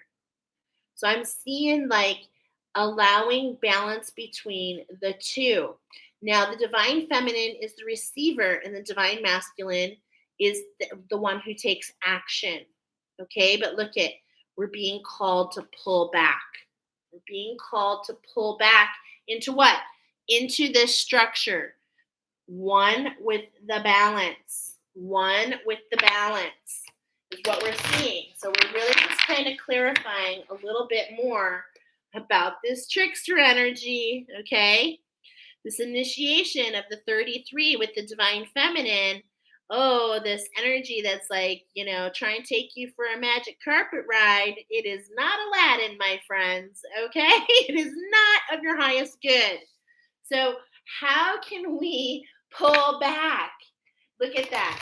We're not stepping into these new agreements right now. We're pulling back to realize the potential, to give ourselves these choices. These choices come within you. So gorgeous. I'm immediately taken to this, her belly button. I'm immediately taken to this camberand, as this is something that I'm literally building right now for the divine masculine, if I must say. So there is a little bit here, divine feminines, with this dark feminine, this inauthenticness. I feel it's volatility, okay? And I feel like, it's real. And I'm not saying that you're a bad person. I am with you. I feel it. I get the volatility too. But it's like you're meant to learn. How can we pull back that fire from a burning inferno? How can we lean back and think about the choices that we have in front of us to balance the structure, to unlock the magic? Okay? That's literally what's at hand, because you have the power. Oh my God. You have the power. Okay, we're going to have to read that. 4 cards. Here we go. How can we look at the beauty of our experiences around us? How can we get out of this judgment of ourselves and those around us? How can we let go of this masculine energy of this have to? Okay, there's this energy of this smoke and mirrors around you. Do you feel it? Do you see it? It's blowing on her cloak. It's like blowing her cloak. How can we step into the magic around you, which is about collaborating with this shift? This shift in front of you, my friends, is for you. Not only does it bring you into your authenticity, but it allows you to work with the wind, is what I'm hearing, and it builds your confidence. Okay? But it's like, look at her posture. So I'm holding this card. Her eyes are wide open, right? And she's leaning her head to the right. So that means that she needs to give some attention to not only what she's receiving, but putting it into action. The only way to really clear the smoke and mirrors, okay, is to really see the beauty all around and feel the signs and synchronicities. I'm hearing the wind is going to blow something in. Ooh, this is very interesting. I'm getting like Mary Poppins is where that just went to, when the weather vane turns. So the wind is coming in. The wind is here, and It's here to guide you. Okay, look at all these. You see all this energy around? It's like you're not even aware of all this trickster energy that's trying to grab at you. So keep yourself cloaked. Yes, your eyes are wide open. You're moving forward. Allow yourself to be in the movement, but be very guarded at the actions that you're taking. Okay? So it's like, yes, you have the power. You do. You do have the power. But if you haste makes waste. So if you fly with the wind, you might just be taken off track. Okay? And of course, you will find your way back. But this is this energy around you and below you. Okay. So this is all about these actions. So you might resonate, pile number 2. Um, you might resonate. I am even feeling like this violet flame around you. Okay, I really am. But I feel there's this serpent here. I let's see. I might want to read a little bit about her. Okay. So 4 cards. Yeah, there's that sacrifice. I told you there's a sacrifice. We're going to talk about it. And that sacrifice that you made long ago. I'm getting a sacrifice for humanity. You made a sacrifice for humanity for the better good of all, and you took it. You took it, and that's the memory that you hold on to, though.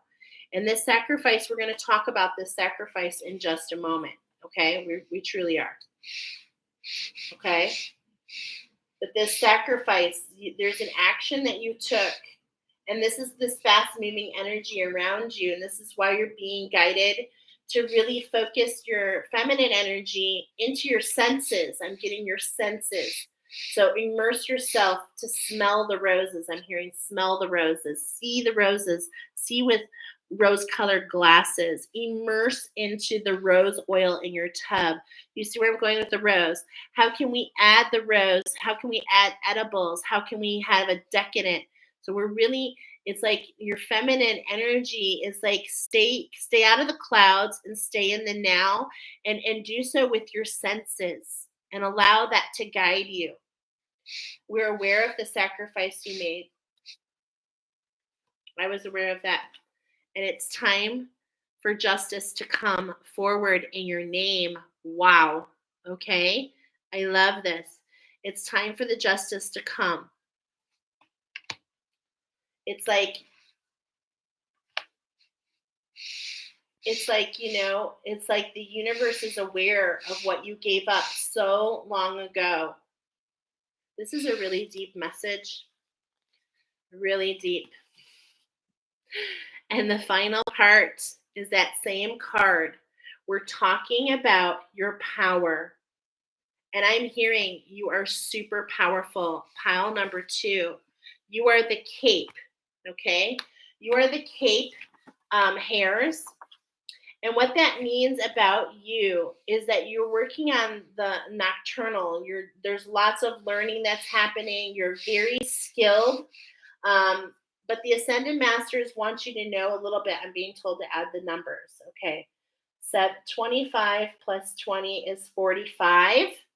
I love that because right away, this is the energy that we were talking about from the 23. And why am I seeing this? Because look at, in the 3rd position, I'm seeing the inverse of 23, which is 32, which is justice. And I know this is not making any sense maybe to you, but it's making sense to me.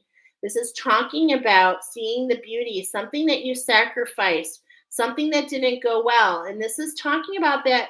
It's kind of funny. This is really kind of continuing Space Jam, but we're talking not about Tweety and Doc. We're talking about Michael Jordan here and about leaving something behind that you loved.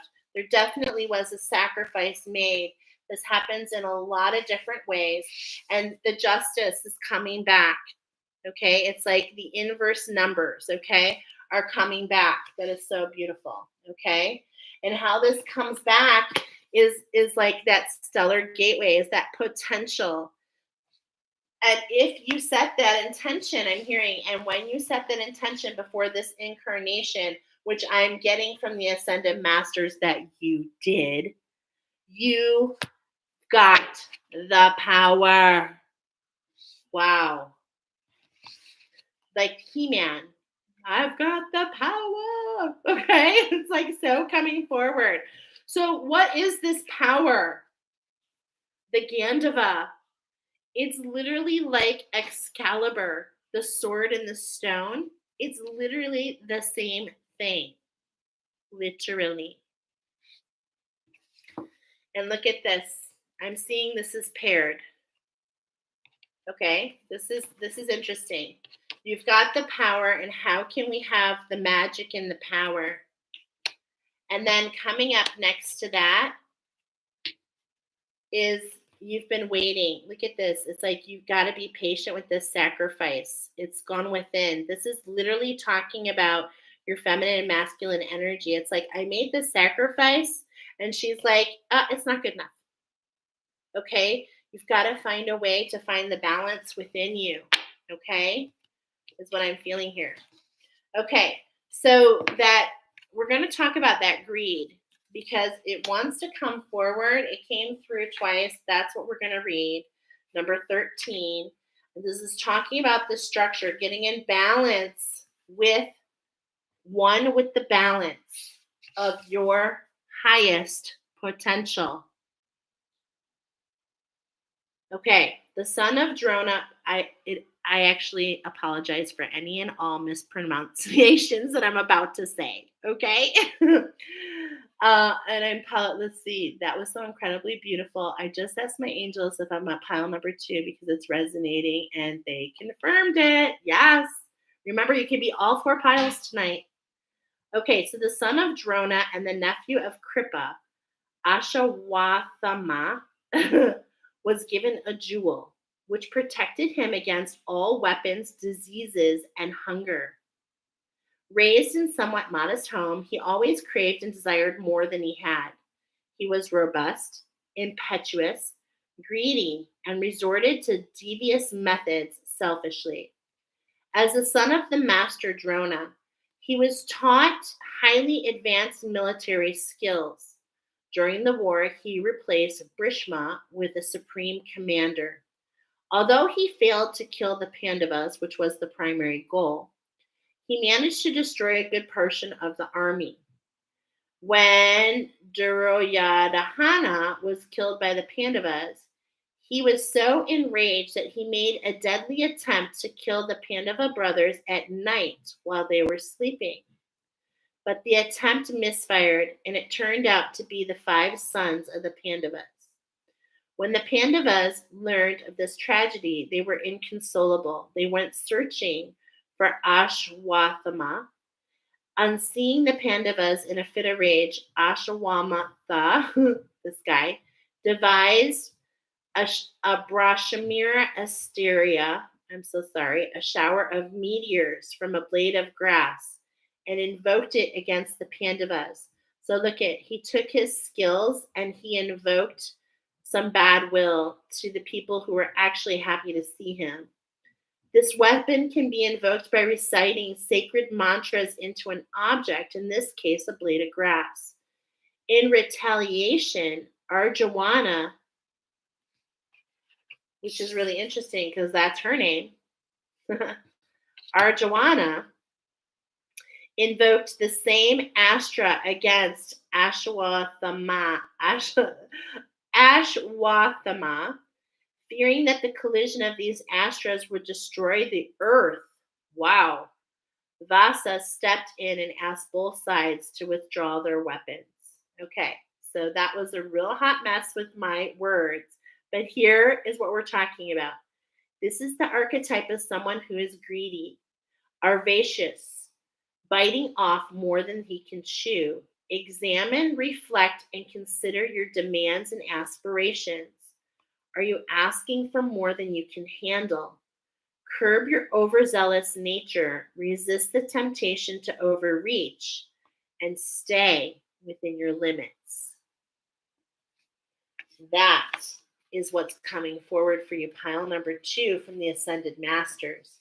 Speaking to your divine feminine energy. Now, we know you have the power, but are you biting off more than you can chew? The Emergence Oracle wants to come to you with another message, which is the balance to the message that we just read. Okay? The balance to the message in which we just read. This is the fast moving energy that's coming in. We're talking about, we're going to do 4 shuffles, 3 cards. We're talking about the structure to bring you into balance, which unleashes the magic. Now, I'm going to tell you, before I go into this more, what this led to. So on my paper here, I got the number 77. I heard A7 and B7. And I was like, what? I was very surprised to find that the hare is actually an Egyptian hieroglyphic. And there was a catalog. And A number 7 literally is the hieroglyphic of the fatigued man. B7 is the hieroglyphic of the queen wearing a diadem, holding a flower. So basically her holding a flower, which means the flower is what? The crystal is the energies that come towards you. The flower is the energy that you're putting out. So by seeing the beauty, oh my God, I love how this is all coming together. So I heard 7-7, but I knew that it was 7-7-7. And so I was told to look at C7. And C7 of the hieroglyphics were the god Seth. Okay? And this particular god is seen as the destroyer. And so this is really interesting as I'm feeling the heat, okay? The destroyer of this dark feminine, this wanting to be out of balance and to rule all, right? Is what's coming in. It's associated with the wild boar energy. I told you there was a collaboration I did with my friends, Nicoletta, and with Jolene from Soul Expansion and from Guidance and from Shamanic Insights. And I did the boar. You can find it in my Spark of Wisdom, okay? But this is coming up. There might be another message there because I heard embrace the wild. And then are you ready for this? Remember how I told you I saw 11-11? So what really came forward after that third 7 was another 7. And what I saw was 77-77. And the next one of the D7 is eye paint around the eye. And I told you that this particular hare has a white ring around the eye. And so when you bring yourself into balance, my friends, the challenge in front of you from the Ascended Masters, which has been something you have been working on, when you bring yourself into balance with this new structure for the Divine Feminine, and then emerge into this structure of balance of your Divine Masculine, it unleashes your sight and a deepening of your sight coming in if you already have sight. Wow. Wow, wow, wow. Okay? So that's what came through. Though that's what I was led to. It was like, wow, I could not even believe it. Are you ready to leap forward into this energy? Are you ready to have more vision? Because that's what sight is all about, okay? So it doesn't even have to mean sight, although I am feeling the clairvoyance. But it is talking about your third eye, and your third eye is all about vision. And vision is not necessarily just sight, okay? They are different. And so it's like as you awaken to the possibilities in front of you, wow, the possibilities of your will, to the information that you've been feeding yourself. Look at that crown chakra. It's like this is that structure right there, okay? Stepping into that crown, faith and bliss, right? Faith and bliss, and knowing, and that's why the Ascended Masters came forward and told you justice is on your side. Yes, we know you made a sacrifice, and this is what's going through to bring you into alignment. Wow. This is your soul song. This is your swan. This is infinitely for you. Okay, this is meant for you. And it's all about riding on those emotions. This is bringing that soul connection. As you balance yourself within, so you align to another. Wow. Okay, that is gorgeous. Okay, so, oh my God. The hummingbird. Look at this. Wow. This is the alignment at hand. This is the clarification on that infinity. The hummingbirds, two souls working their hardest, finding their way to each other. I feel this so much, as within, so without. And what I mean is, as you balance yourself inside, you magnetize that which is meant for you.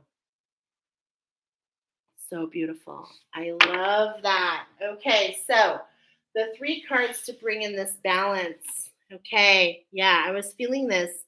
A lot of things coming your way. Okay, literally the number 8.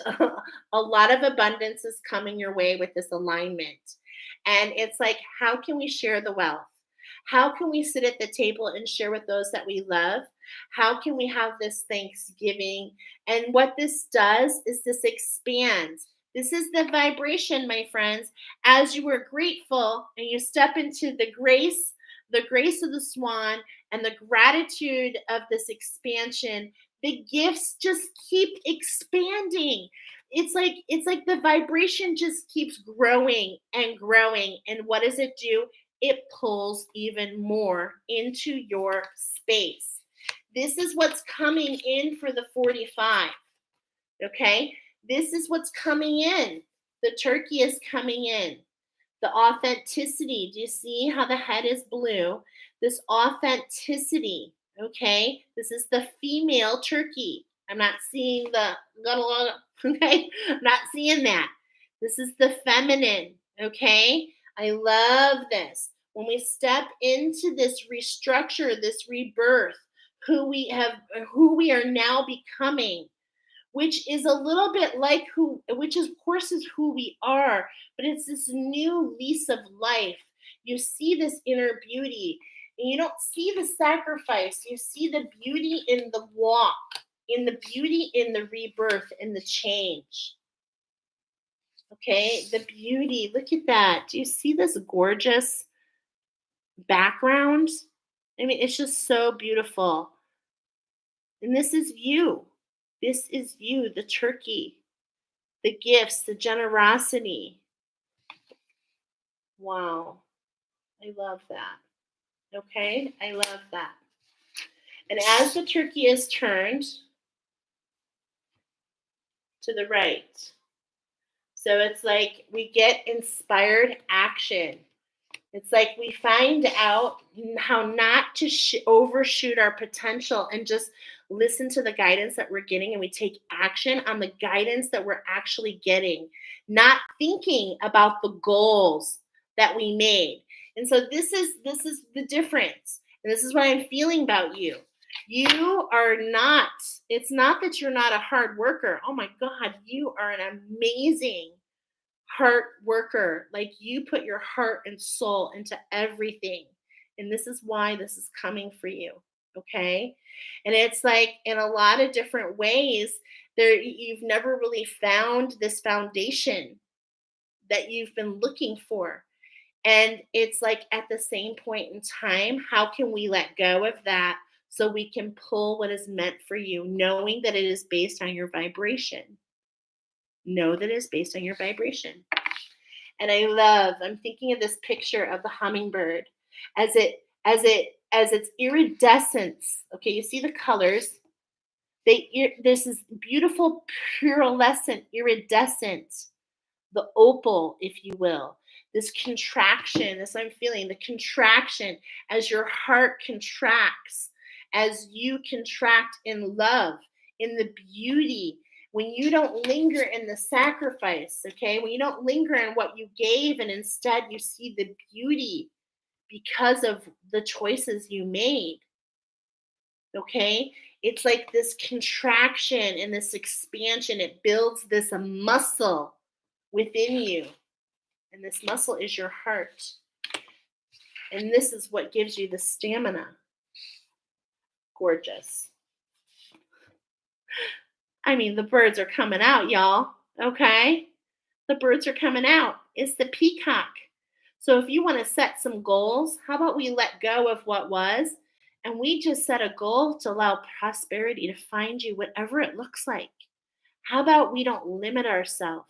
Because sometimes when we limit ourselves and we're too focused, when we're overly focused, and hey, sometimes it's just our passion. When we think we know what it looks like, you know what the Ascended Masters are telling us? They're telling us if we think we know what it looks like, guess what? We limit ourselves. And you are the cape. You are in the desert. It is possible for you. You are so fatigued. You're working so hard that sometimes in that fatigue, we can see mirages of what we think we need. And instead, not focus on what we can bring and pull to us. This is about magnetism. Okay? This is about magnetism. The lion. The lion is here, okay, to help you strengthen your courage. Remember the hare, the Cape Hare can outrun anything except for the cheetah. And why the cheetah? The cat and mouse game. The cheetah who chases with her war paint. We're not doing that anymore. Remember, you're the cat, you're the mouse. Okay? You're the cat and you're the mouse. The alchemy inside of you, it's time. It's time to see the moon, to see the sun and the moon, the duality. That's what I'm getting at. It's like, look at this. Like it's literally right here. Do you see it? It's like these opposing forces, right? It looks opposing, but when I have it in your pile, this is what it looks like. It's a coming together of the highest heights and the brightest sights, the highest heights and the brightest sights. Beautiful. And how can you be your own defender and not sacrifice? How can you not give your power away?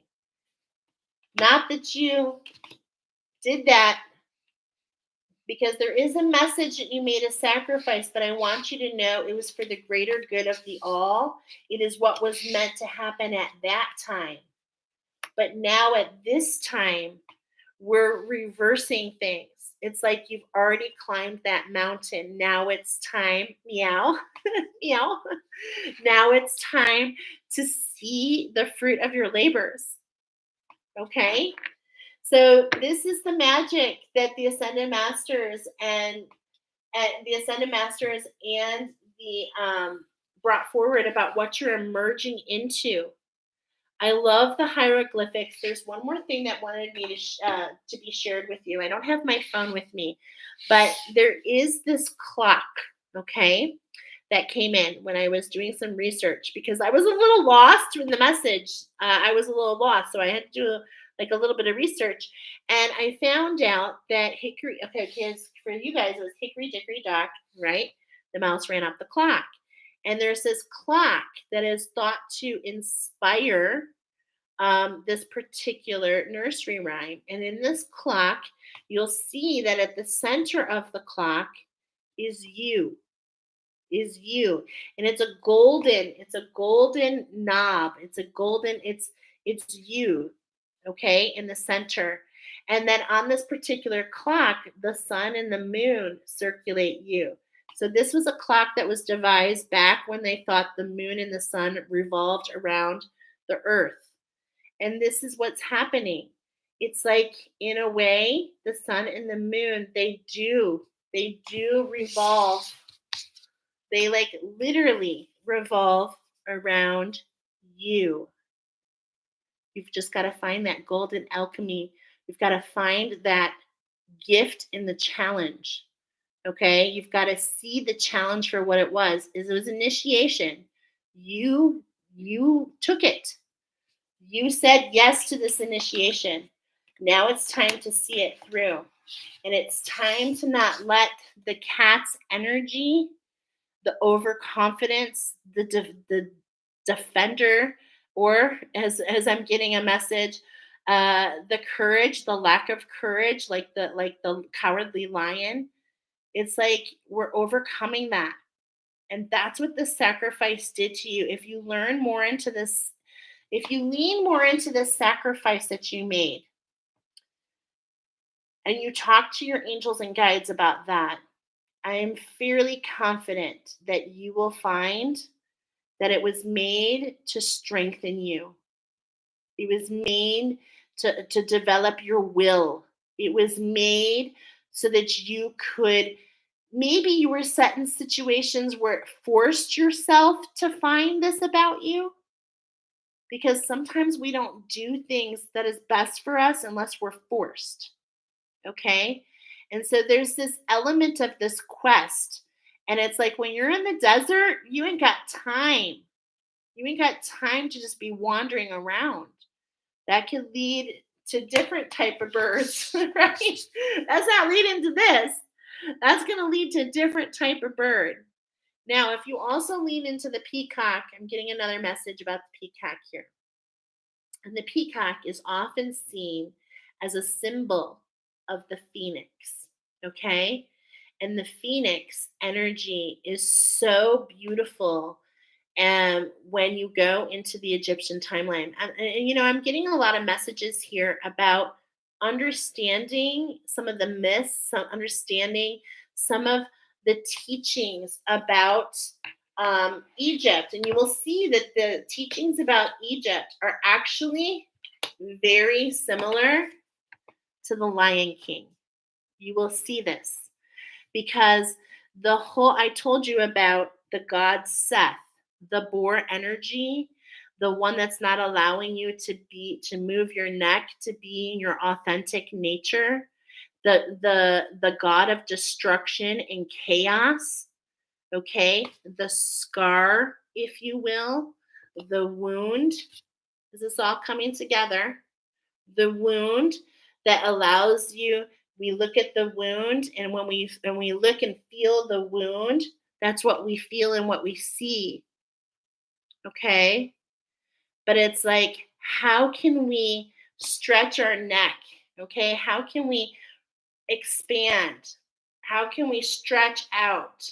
That's what I'm feeling here. Like stretch, like literally stretch into this strength and this courage. Okay? To see, and this is really kind of interesting because I'm getting the Lion King so much, which is literally the story of Egyptian timeline. If you look into it, it literally is like the story of the Lion King. And, Set or Seth is seen as Scar. And of course, Mufasa dies and his son, they go at war. And the young lion is given after much time, after guess what? How many years? 80 years. 80 years, okay? Is, on the Egyptian timeline for 80 years, they fight back and forth. And it was awarded to Horus, the son of Osiris, or to, the son of Mufasa. It's very similar. So just as Simba believed that he caused this, he made that sacrifice to leave his kingdom, but he found out that that was an error. And I think that you're going to find out something very similar. So, how can we look into the beauty around us and how can we see the universe coming in to allow you to shake something loose?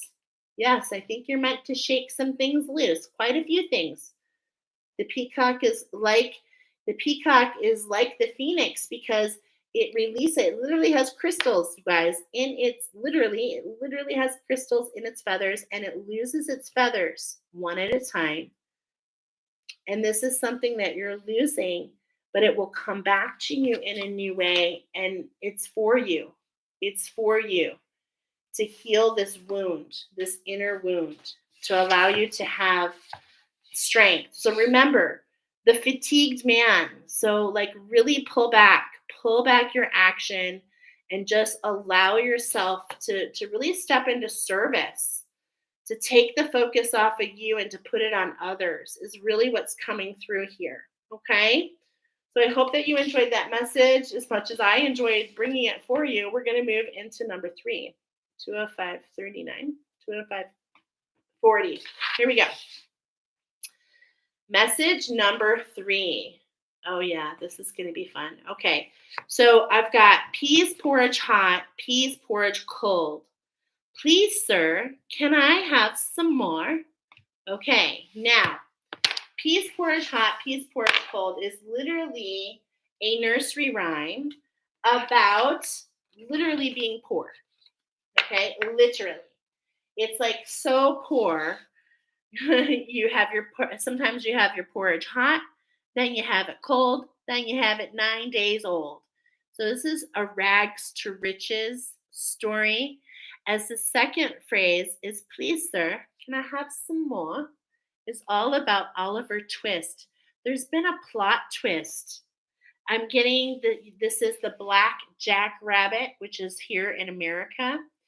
I'm getting that this is the whole inspiration of the progressive oracle I did, which is literally, wait for it. I've been working on a wolf. Doesn't really look like it yet. This feminine wolf, which is funny because I haven't gone beyond those 3 wild animals. So I just want to tell you that some of this energy from there, but this is the progressive oracle. All you have to do is find this. This literally is the the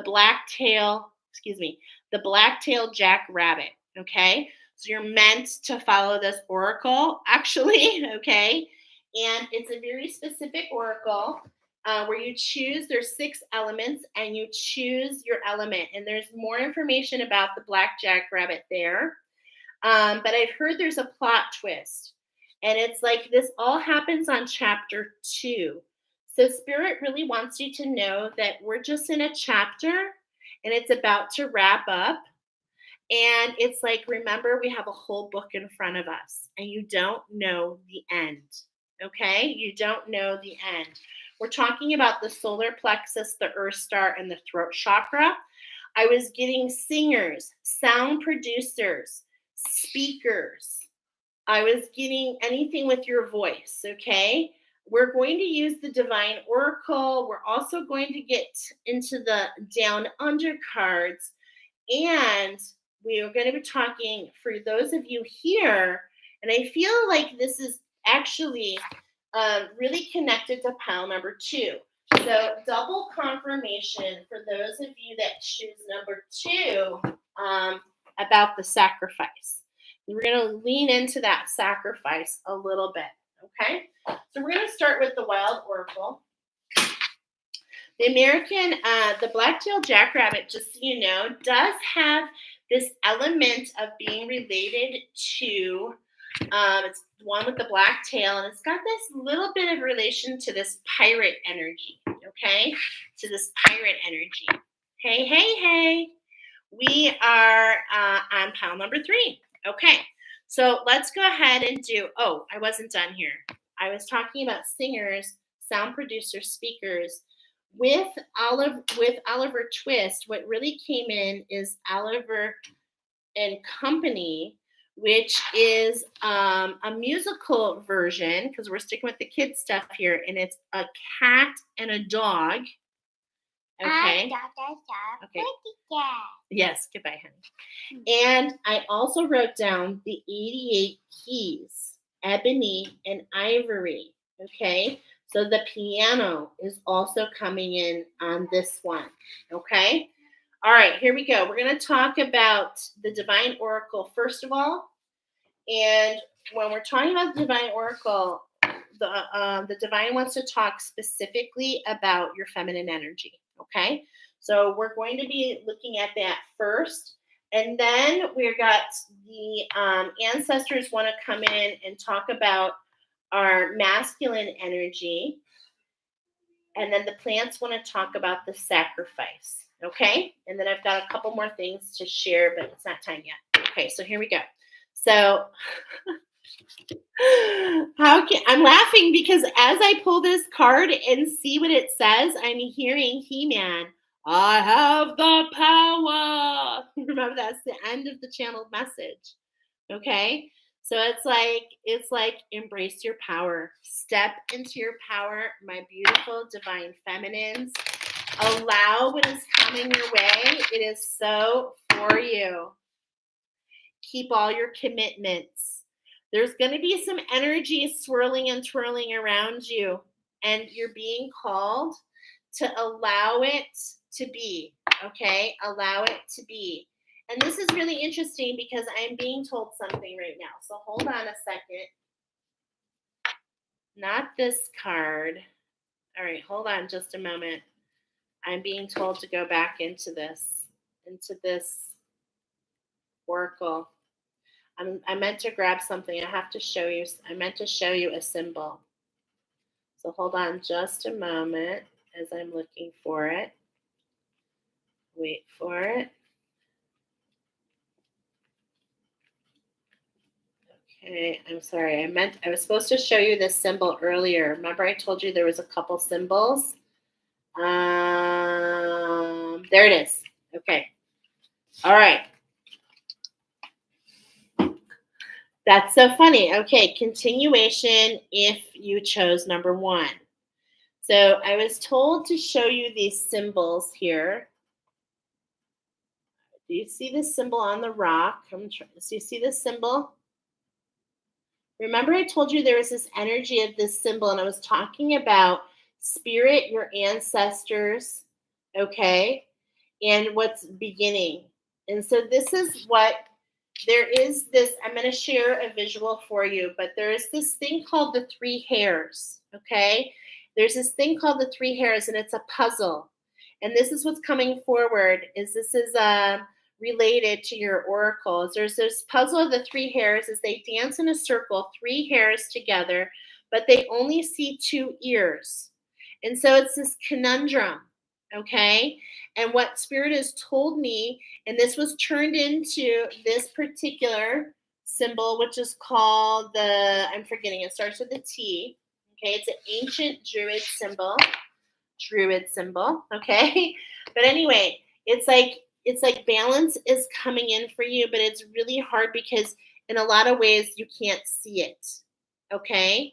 So keep all your commitments, all right? Stay focused on the alchemy, the fast-moving energy, and the unconditional love. And it's like, yes, don't ignore the shadows, but instead do your shadow work, okay? Don't allow it to take you off track. My beautiful diamonds in the rough, right? Mm-hmm. And how you do the shadow work is something rises up in that moment. You grab your journal and you say to yourself, like, what's going on? Okay, what's the trigger at hand? You know? And this is why this card came up. How can we alchemize that? How can we get to the center of that shadow? You see? It's like the sun at your back. You're bound to see shadows. Okay? You're bound to see them. And we don't just ignore them. We bring them up. Why? So that we can alchemize them. Because if you have a shadow raising up, it's a fragment of yourself. That means you're not in your whole power. And we want you to embrace your power. How can you embrace your power if you're not in your whole power? Okay. So if you still have some shadow work going on, if you still have some deepening, don't judge yourself. Allow it to rise up, confront it. Okay. Confront it and look at it and say, what would that mean? What would that mean if, I was being too greedy? I'm just thinking about that last thing in the last pile.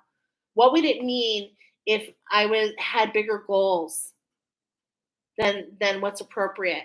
Well, I guess that would mean I don't deserve it. Okay, well, what would that mean if I didn't deserve it?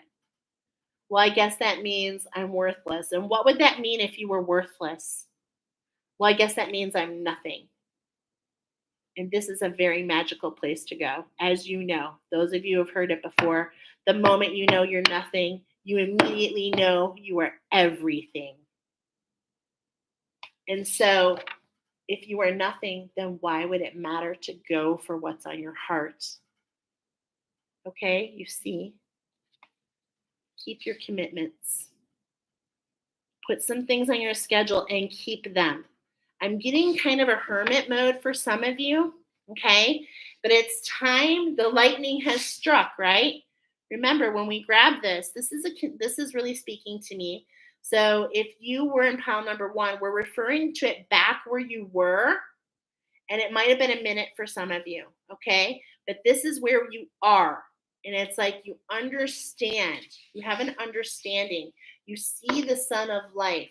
And that's the sun and the sun, okay? The sun and the sun. But it's time to do something different, and that's what you don't see. That's what you don't see. Okay? And it's unfolding. It's unfolding. Okay. So that was 3 shuffles. How can you focus on your success? How can you focus on your breath of life? How can you focus on your deserving, that you are worthy? Okay? How can you focus on that? This is the divine coming in. For those of you at pile number 3 with your feminine energy, how can you go with the flow? How can you float in the river and allow, this is what I'm getting. Float in the river, okay? Like on an inner tube or in a boat, or just float, okay? And for some of you, I'm getting with salt.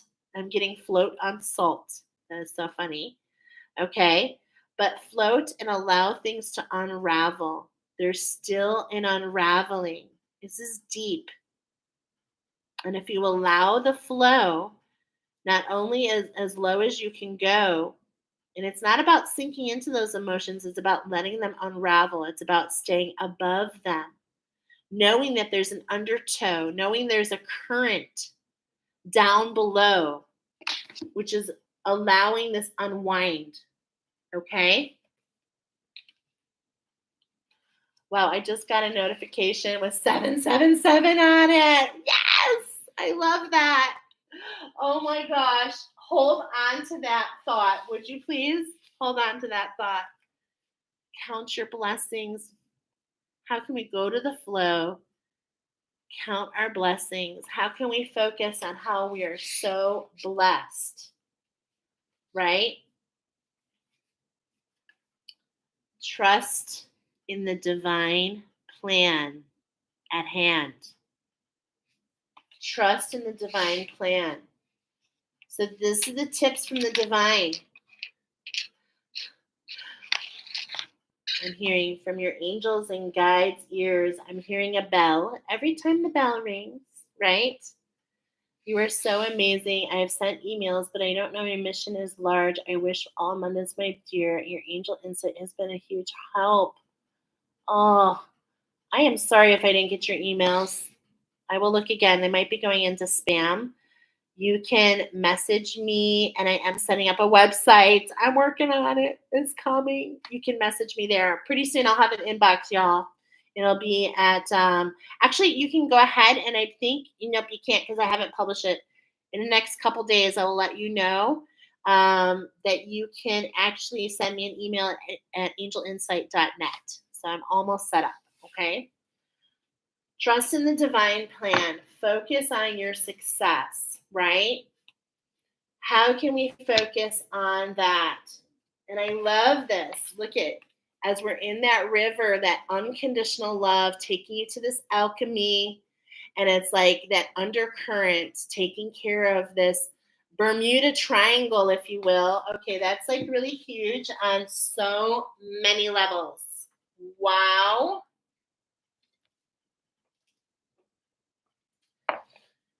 The, that is so huge on so many levels. Okay. I actually do a lot of sacred work with Mother Earth. And I feel that maybe a lot of you in number 2 or number 3 do as well.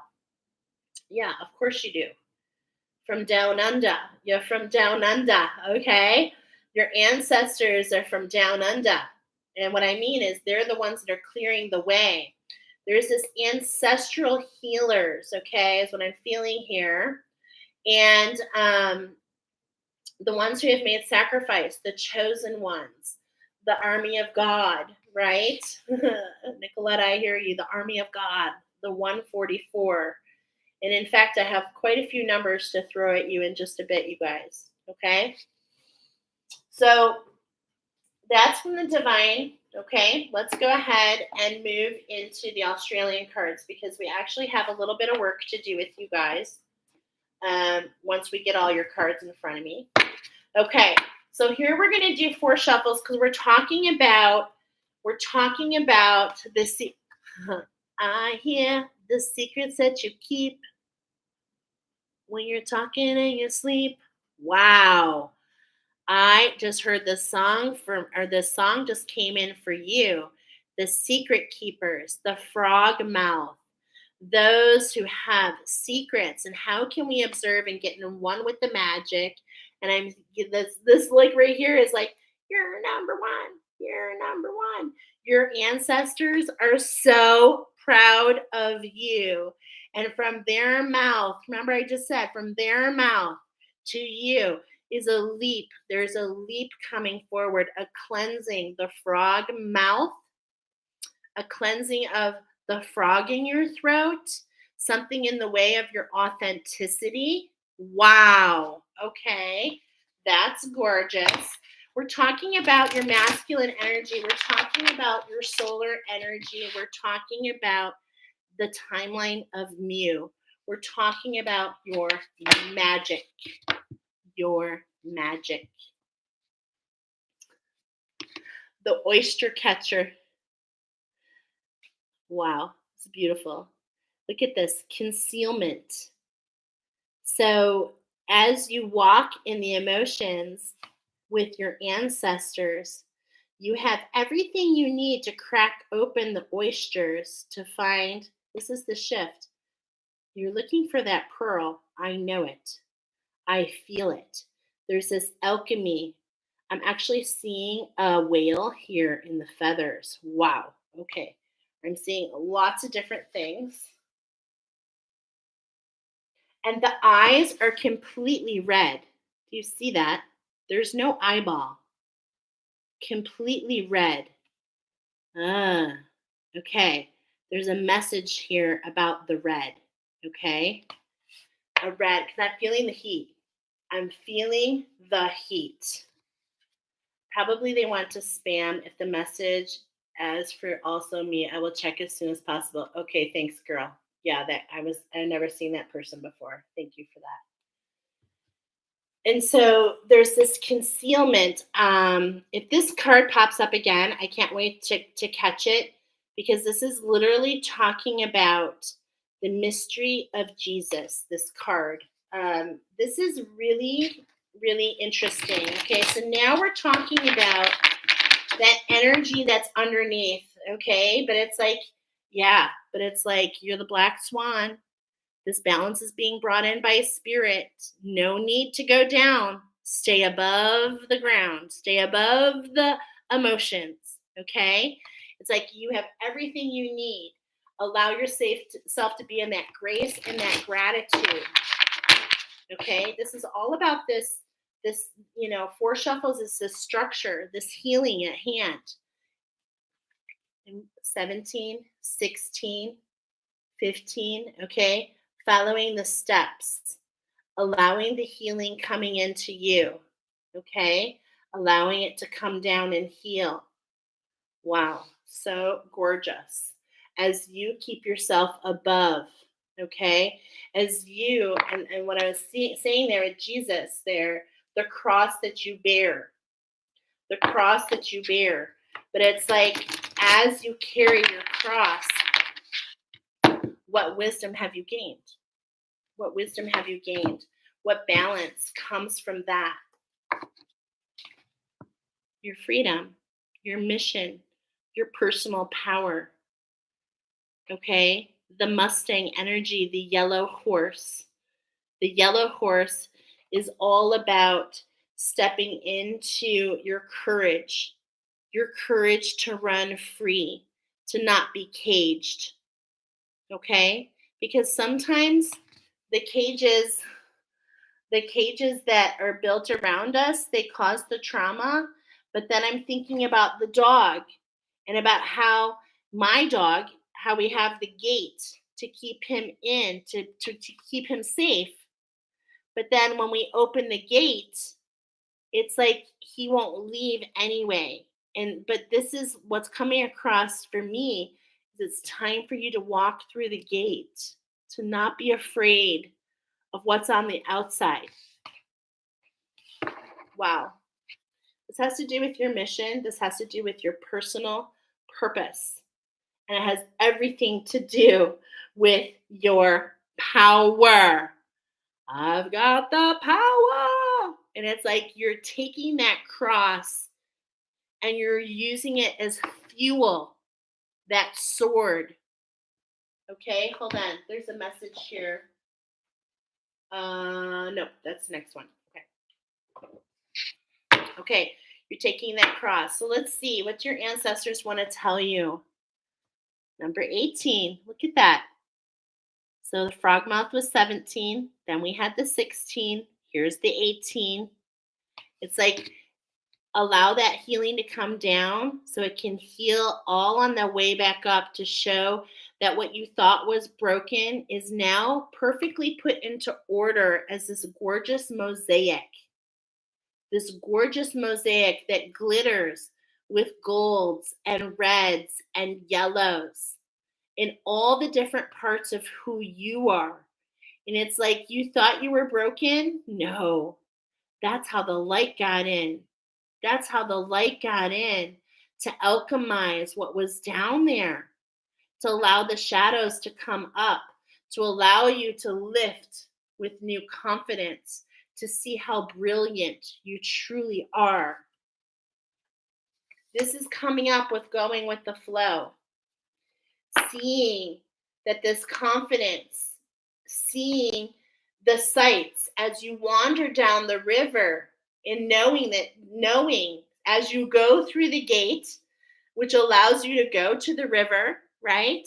And you're going with the flow. It's like, this is what's being pulled off in the bottom. It's like, look, it's being pulled off. All that doesn't serve you is being pulled off. It's being unraveled so that you can step into your confidence. I do feel this is, we are definitely talking about your solar plexus here. We're talking about your solar plexus, your earth star, and your throat chakra. We're talking about we're actually talking about ascended Atlanteans. We're talking about those of you that kind of move in that. I'm feeling that, yes, this masculine energy, okay? This masculine energy in a new light, a way. I'm getting this remembering of an activation I was talking about, and it's talking about the universe has come back around, because in some ways you may have made choices on that Atlantean timeline, which, as many of you know, comes in as the Earth Star chakra for me, which is buried in the dark, okay? Buried in the dark. There were some choices that we made that were not of the best. But Or was it seen that way and it truly was just a sacrifice? And this is the magic at hand. Yes. As I pull the whale, in particular, the killer whale, okay? Because I have been told by the angels that this killer whale originally came through the Bermuda Triangle. Okay, you just got to hang with me, which is the inauthentic void, the void, because it's the inauthentic sacral chakra for Mother Earth. And it came in to ravage all you whale and dolphin, all those with the wisdom. But it has alchemized, and it's time for you to alchemize and to evolve as well. It's time. Maybe that there were things that were brought in for you on different timelines that were not meant for you, but it's time to evolve and see the wisdom. And more than anything, it's allow yourself to see and to remember who you were, okay? Who you were. Count your blessings, record keepers. Count your blessings. As you go with the flow, you will find with this newborn confidence, you will find exactly what you need. Okay? And this is the shift at hand, balancing in that collaboration with the record keepers of who you were on those other timelines. Okay? But it's like you're not meant to dive down. The ancestors are meeting you. That's what I feel. The ancestors are meeting you. Okay? They are riding towards you. Okay? Wow, to bring you this cleansing, we were talking about the frog. This is that alignment, okay, 29. This is what you're aligning to. This cleansing. Trust in the divine plan. Trust in the divine plan at hand. And it's definitely coming to your masculine energy. Okay, it's like the key, the archway, and the cleansing to the masculine energy so that we can leap forward. So that we can leap forward. That is so gorgeous. Okay. So I love that. So what we have here is a healing, a shift, and then alignment because of the healing. And what do you need to do? Nothing. Be of service. Allow yourself to feel free and uncaged. Okay? Do you see this? Do you see this arrow here? Okay, we're highlighting. Oh, look at this. It's like we had a dagger, we had an arrow in our heart. And it's like, this is what's being freed. Let your ancestors give you the ride. Okay? Give you the ride. Well, I'm seeing so much here, actually. On this left one, okay, this is really interesting. This is double confirmation if you chose pile number 1 because that was the mountain. And I was talking about the mountain, and I'm feeling that here. And then here on this masculine side, it's like, look at this darker energy. And so this really has to do with like an inauthentic masculine. And this has a lot to do with that sacrifice that you made, okay? But that sacrifice that you made, whatever it may be, and you may not even remember, but it's like the universe is like, remember. I remember the sacrifice I made. I saw it clearly. I saw it clearly. And it was, this energy of, and it happened on the Egyptian timeline, but it happened on the Egyptian timeline, like, it's hard for me to explain, but like in the future. But it's like everything that happens, even though it happens in the future, it's quantum. And this is what led to me devising the Rainbow Bridge program to be able to preserve our feminine energy and pretty soon to be able to do the same for the masculine. Okay. So we're going to go ahead and do, no shuffles. I was told no shuffles. Okay. So this is picking up where we belonged. This is talking about your money. You're definitely meant to be in the spiritual business, okay? Yeah, for sure. Definitely meant to. Okay, and we're going to do 3 cards. This is about your sacrifice. So for your feminine, trust. Go with the flow.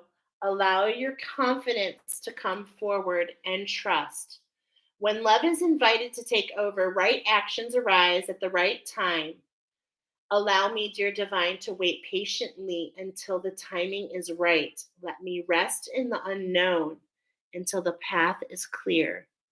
Let me rest in the flow. Let me go with the river, knowing that I have climbed all these mountains. Okay, this is why I was feeling that mountain. Okay, I've climbed all these mountains in particular and maybe evolved through all other piles beforehand. And it's like now it's time to really truly trust. And this is for your divine feminine. That's that authenticity, okay, that we're talking about. Stepping into the blue. Stepping into the blue, right? That's what I just heard.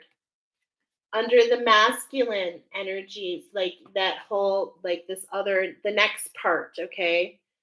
Um, Actually, I'm saying masculine, but what I really mean is the next combination. Count your blessings and the record keeper. Count your blessings and the record keeper. Self sufficiency. The ultimate self sufficiency is relying on God. It doesn't mean hiding in a cave and saying, I don't need people. Instead, it's saying, God is my source, and I am willing to receive all the help, love, and support that wants to come. And so, look at this structure, okay? It's like that sacrifice made this structure, but it's like you're almost there. And I feel like many of you are creating this structure.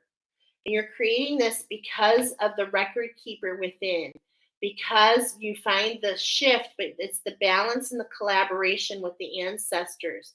This is based on, and if it's not coming now, it's coming because I'm getting you're the chosen ones. And when you trust the divine plan, when you trust the divine plan and you align to this cleansing to allow you to thrust forward, it makes space. What can I do? What do I no longer need? Help me, God, to release whatever people, places, or things drain my vital essence. Show me what will fill me with enthusiasm and joy. This is what you're aligning to. This is the transformation that you're aligning to. Okay? And with all this turquoise energy, I'm feeling that this is very deep, deep within you, my friends. Very deep. Okay? Now, this is affecting the way that you make your money. Okay? So I'm getting that, number one. And then I was told, now it's time to go into the rest of the message. Diane says, wow, record keepers, my guides just told me the best name for me would be the librarian because I'm supposed to use the Akashic records to help lost souls. I'm literally speechless. Wow, gorgeous. Okay, so we have done a 333. So we have 9 cards in front of us. There's a healing in front of you, pile number 3. I'm hearing 369, which is the frequency. I'm seeing the pyramid. I'm seeing a frequency, and the frequency is 432. Okay, it is of the heart chakra. I'm getting X marks the spot. X marks the spot. So where does everything, where's the center? The record keeper. We're going to read it. Number 32, the record keeper. There are many tales of heroes being swallowed by whales. In fact, I just saw that there were 2, like literally just a few days ago, a blue whale swallowed 2 people on a kayak. And then guess what? It spit them out. So they were fine. It was like, I don't want you. I just thought you were big plankton. So I'm sorry, that just reminded me of that. There are many times of heroes being swallowed by whales in their quest for enlightenment. Their descent into the creature's belly often represents man's spiral into the underworld and his inevitable reemergence after certain tests are passed, a journey emblematic of sacred rebirth and retrieval of the human spirit. Whale asks us to remember the earth as our mother and to reconnect with her in the soul connection we forged at the beginning of time. Whale is the keeper of Mother Earth's sacred records. She witnesses the proceedings that collectively authenticate the spiritual makeup of the earth, the memories of each and every event that has ever and will ever contribute to their shaping, and stores them within her dreaming. And that's within her Earth Star chakra. Okay? She stores everything in the Earth Star chakra. Whale, which we have to keep in mind that we just had, and this is part of the numbers I'm going to share with you, which is so magical. I'm about to show you something which I think is really beautiful. Whale helps us to remember the spiritual history of the areas most significant to our personal journey and offers ways to enhance our medicine, our lives, and the plant as a whole. It is believed that many people who work with whale hold within their DNA the ability to comprehend the sound frequencies encoded in the audible rhythms and the vibrations emitted by the great mammal. The throbbing, metrical song of the whale offers it the chance to reconnect with the universe consciousness and the heartbeat of the Earth Mother, which is reminiscent of the double heartbeat we all heard as we grew in our mother's wombs. If the whale has sung her way into your cards today, the vaults of creation are being opened. Oh my gosh. To your offering, to your sacrifice. You've made the offering already. Access to the sacred knowledge stored within. Whale is journeying with you, guiding you back to deep core rhythms of nature and instinctual connection to the cycles of life. She's helping you remember your personal truth and the wisdom and how to connect to the heartbeat of the universal mother. Whale wants you to rebirth your emotional body and revive yourself physically by tapping into the knowledge of your own genetic memory and personal rhythm. In doing so, you will remember the sacred bond you share with all things, and you will ultimately find the knowledge to heal yourself and your family. You may even glean into insight into how the rest of humanity could follow suit. Wow. And as I'm reading this, I'm hearing it's an energetic match, which is why I heard 369. 369. Balance in the sacral, unconditional love, and clarity. Okay? And clarity. This is the pyramid, if you will, the 369. And what this does is it creates a vibration of the heart chakra, your heart chakra, 432. And this vibration is an energetic match to unleash this knowledge. Wow. Okay. Take that as it resonates. Okay. X marks the spot. Now, on the outside is a postage stamp. I'm hearing return to sender. I heard the song Return to Sender, and I'm going to show you. Address unknown. No such coral, I think. No such home. I'm showing you the postage stamp, the box around you. These are the cards to return to sender, the energies that have been sent to you to block. You have definitely felt it, and I'm confirming it. To block you from accessing and energetically matching. This is why we're getting, even if we need to rest on salt, this is why we're getting to come out of those emotions and to step out of the water, because you have much I'm hearing for humanity is what I'm hearing. And as soon as I found out that X marks the spot, return to sender, okay, which is the structure around you, I heard return to sender. And then I heard bingo, bingo. And then I heard there was a dog who had a name, and bingo was his name. Oh, bingo. Okay. And it's like, INGO. Okay. I swear to God. I swear. And it all comes back to the dog energy because, please, sir, can I have some more? It's about stepping into your confidence and asking for what you want. And if you're not familiar with Oliver Twist, he was orphaned. He was orphaned, but not really. His family was taken from him, but by the end of the story, he finds his family, and it's really beautiful, and it's a great movie.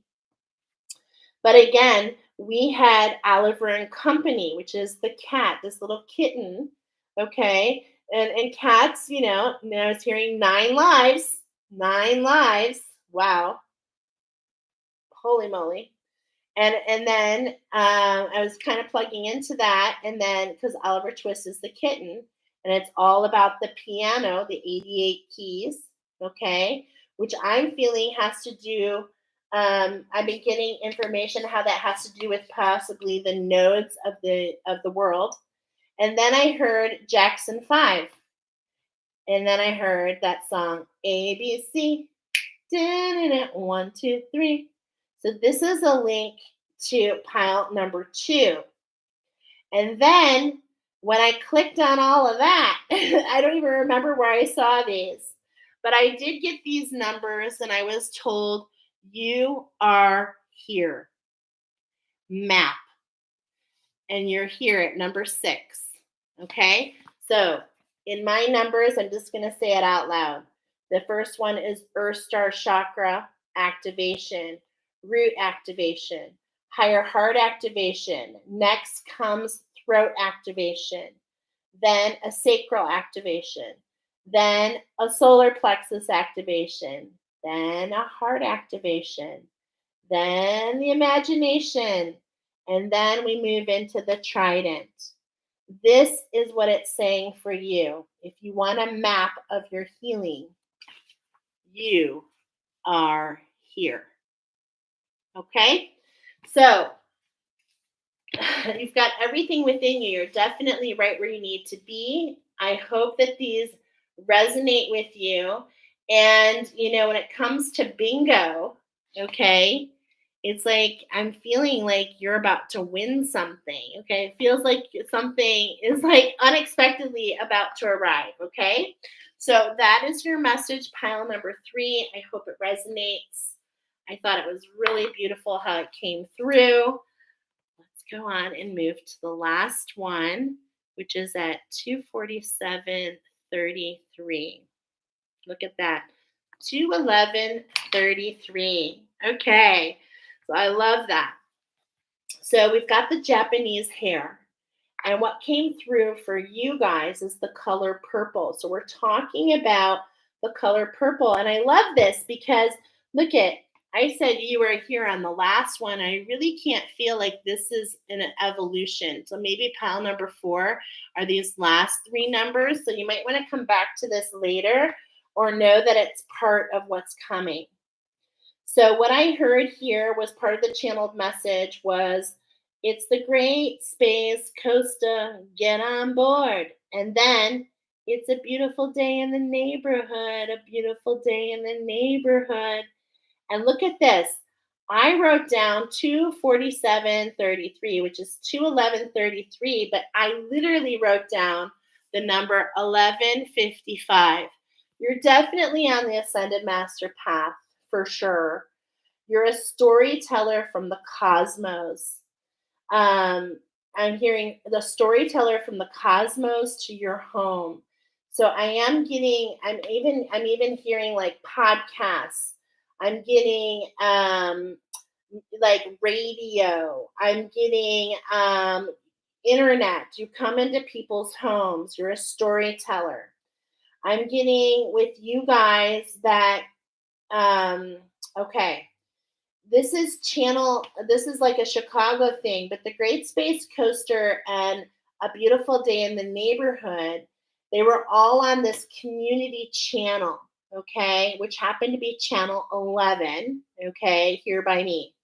I don't know what it was for you, but this is the same channel as Sesame Street. We're talking about Mr. Rogers here, A Beautiful Day in the Neighborhood. Okay. And so it's like, and the Great Space Coaster is all about a show also from public television. So it's like, I feel public television. You're going to be seen in the public. Okay. They're white in the autumn. The Japanese hare are white in the autumn until spring, and then they go back to this reddish brown. I wrote down and I channeled sunbow. So there's the skill that you have with the sun. I wrote down, I was getting that many of you are silent until there are calls of a distress signal, and then you make a sound. Now, I feel this is your energy. So I feel those of you that chose this pile, what I'm meaning by this is you are actually in tune with your sensitives, your very sensitive energies, and you pick up on things, and when it's time to say something, it's time to say something. Okay. This is one of the only hares that eats the bark of trees, which actually causes damage. What I was getting from this is I heard portals, dark portals. So then I was led to this myth, and I was told to share it with you. And this myth is about the Hare of Aniba, which is a Japanese myth about the hare. And this is a story about a hare and sharks. It's a story about how the hare decided to challenge the sharks to see which which which like community was bigger. And so what the hare did is it asked the sharks to line up all next to each other. And what I was getting here was 9 of Swords energy. And what I was getting is the hare jumped across the sharks to get to the other side. And much in the same way, you take the 9 of Swords energy, you take all these energies, this darkness, and you would be my shadow walkers, and you use your imagination and you walk across the swords to another place.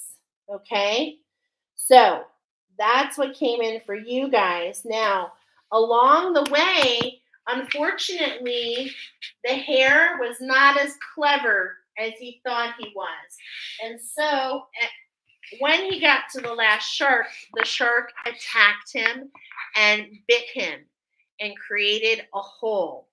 And so after that happened, the hare was kind of like, like really not feeling so good, right? And it was, really having a hard time with this big bite. And so it ran across this pilgrimage of people, which were like royalty, and they told them how to heal himself, and he healed. So this is all about a collaboration. Okay, I'm getting and what's coming in here is the astro oracle, and the archangels are coming in, and I'm getting a lot about astrology, but it's like this new way of doing astrology. It's like understanding it in a very deep way. Okay. So let's take a look. What are we talking about? I know it seems very vague, but let's start with the Great Space Coaster. And I love this because I used to watch this when I was a kid, and I really didn't remember it. But basically, the Great Space Coaster was like, there was this guy named Baxter. He was a clown, and he would come in and he would pick up 3 different people, and he would say, "Where are we going to today? Nobody knows." And they would go on these adventures in this spaceship that seemed like a roller coaster, going up and down through the ways that we heal. I mean, kind of sounds like life, right? and then they would bring him back home and they would do it again. And so there were the three of these, and they formed a band. Okay, they formed a band. And so I kind of love that we do have the number 11 coming in here. We have channel 11, number 1111. And this is so interesting as we finish where we began on the numbers 1111, a new alignment. And isn't that how it always is? As you go through the challenges, you continue to align to what's next to evolve. Okay. And so as you find this alignment within yourself, alignment to this balance within you, so you find other things, okay, a little bit deeper. And I feel that this is more cosmic in nature. I feel this is more community driven. And I was definitely getting with these three of the Great Space Coaster, okay, which we're going to talk about. I was getting collaboration in threes. This is why I talked about that symbol. Okay, the symbol kind of keeps coming back here throughout this reading. I'm going to post more about it. Okay, maybe you're familiar with this symbol, maybe you're not, but this is source and your new beginning and the ancestors all collaborating on how to hover above the emotions, the things that have taken us down. So this is like you have your emotions are in check, right? Your emotions are in check. So let's go ahead and see what the archangels want to tell you about using your imagination here, and they want to teach you something, how to bring your imagination into balance. It really has to do with that well of dream chakra. That well of dream chakra is here at the base of your skull. And how I see this is like a waterfall. And the waters can either be crystal clear or they can be darkened. And this is how we nourish our bodies, right? And so this is where I'm getting the storytellers in you, because the waterfall is crystal clear and you're understanding and you're using your imagination. Look at, you see all this energy around you. You see things others don't see. You literally, and this is, as I'm saying this, like, I know this happens to me. I can literally see in front of me, like these little, especially when I'm in the sun, I see these little red specks, right? I also see these like kind of like wormy things, okay? I see these particles around me, and you see them too, okay? This hedgehog, and it's like some of these energies have frightened you, okay? Some of them have frightened you, but it's like, look at, you're not caged anymore. It's like you're keeping yourself grounded, you're following the path, and you're starting to understand, what are these orbs? What are these energies? What do they mean? Okay? And it's like, be a magnet for love. Archangel Gabriel here is telling you, be a magnet for love, light, and joy. And everything you're pulling this energy to you. Okay, this is based on your vibration. This is based on the work that you've been doing. And it's like, as you walk, and this is what I'm getting with Mr. Rogers. You know, Mr. Rogers would come in, and he'd take off his shoes and he'd change his sweater and he welcomed you into his home. And this is the energy I feel about you. It's like you've been through your own process, okay? Yeah, look at this. It's like you're so heart-centered. And it's like, you know, the llama is known to spit, okay? But it's like you don't spit on others, which, you know, is too, just so you know, that's like good luck with the Greek. So take it or leave it as it comes. But here's this llama, okay? And what I'm hearing, I'm seeing the L's actually. And the L's are talking to me about this 100-armed beast. Wow. Okay, so I'm getting this 100-armed beast. I'm seeing this. And what I'm feeling here with the L's, and this is so interesting what I'm getting here, okay? Wow, okay, because there's this child's story about a llama, to be honest. And it's Arthur, okay, which I love this because I'm getting a connection with the aardvark and how the wisdom, and how in number 2 we talked about Seth And is the darkness really the bad? Is it the bad, or is it what allows us to see things in a new light? Does does the shadow and where our heart cracks open and lets the light in, right? And lets the brilliance in. Doesn't this truly speak in a different way that the shadows can lead to the brightest lights? Okay, to the brightest lights. Wow, beautiful. And in many ways, that's how I feel. Yeah, as this is coming up, it's like this loyal to yourself. Look at it's like how you used to see yourself and how you are now. Like look at the difference. Okay, with the dog here, it's like being loyal to yourself. Like look at the difference of these two dogs. And at the same point in time, the peace and the alchemy, not seeing yourself so battered.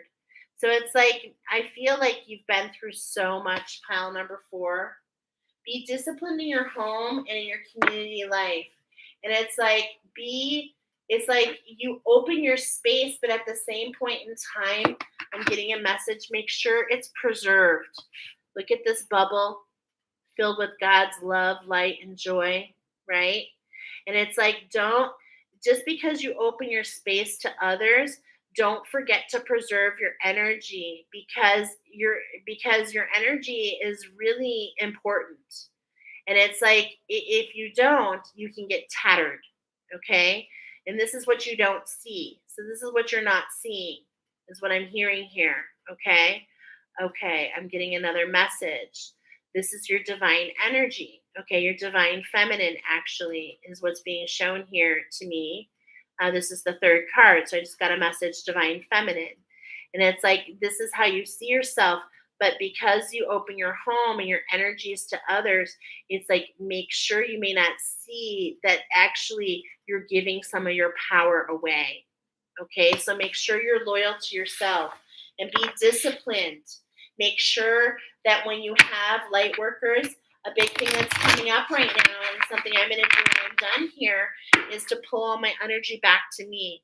So definitely all light workers, no matter what you're doing, is my purest intention to release all energies that don't belong to me, to pull my energy back to me, and to close all portals I opened for my highest good and the highest good of the all. And see the difference that you feel.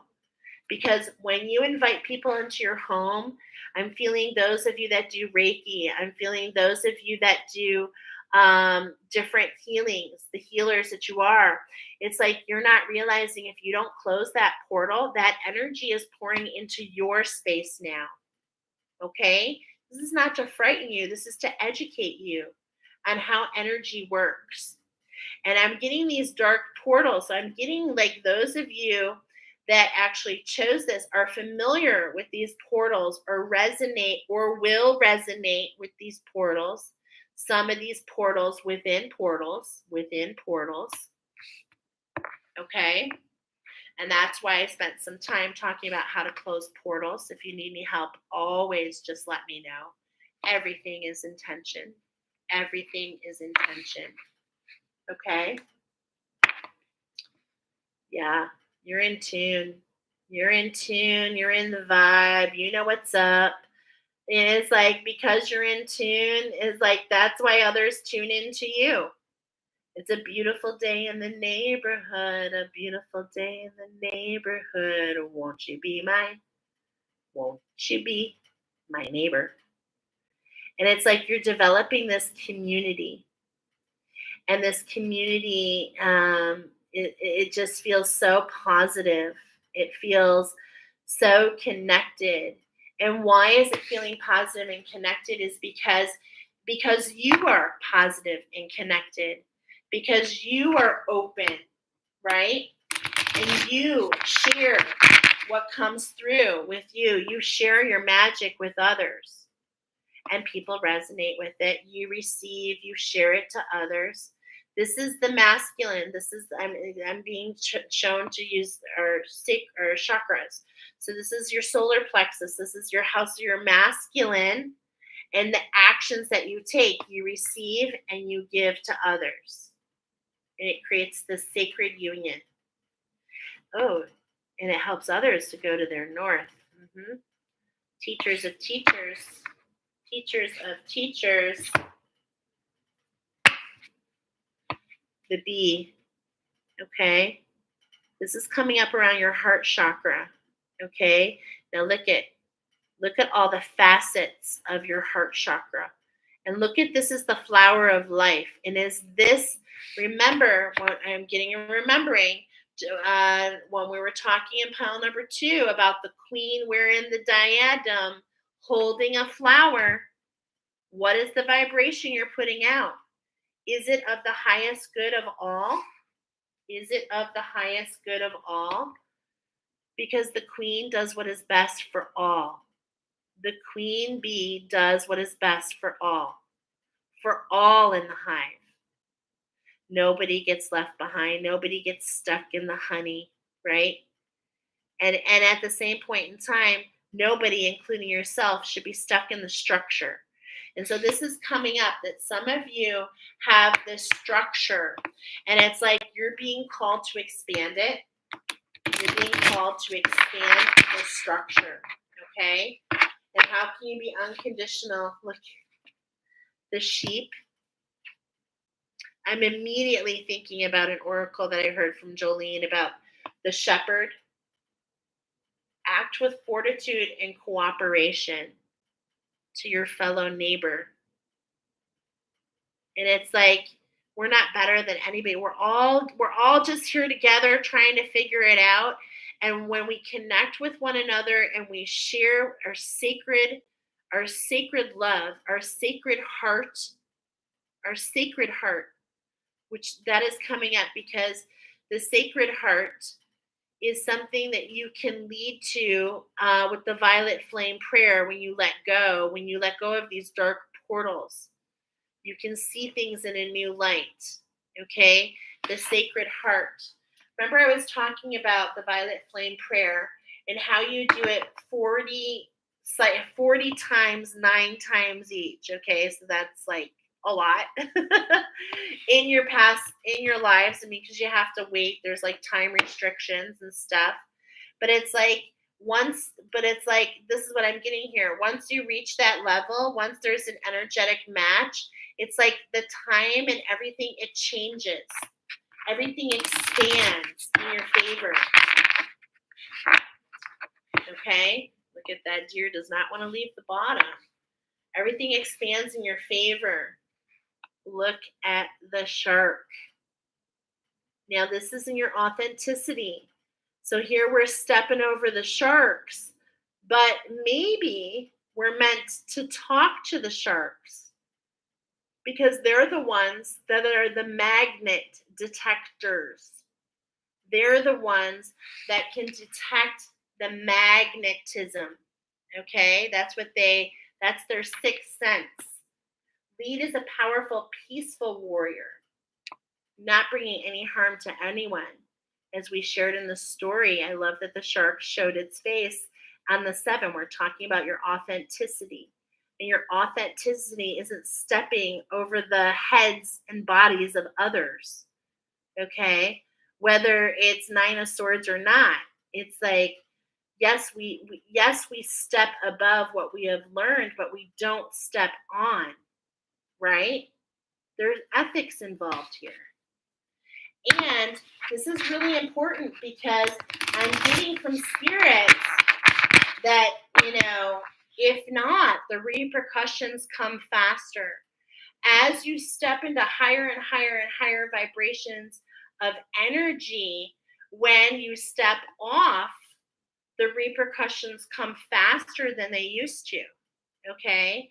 The karma, when you create karma, because I'm getting that those of you here in the Japanese Hare, you've reached this, you've got this purple, you've got this clarity, you've got this purple energy about you.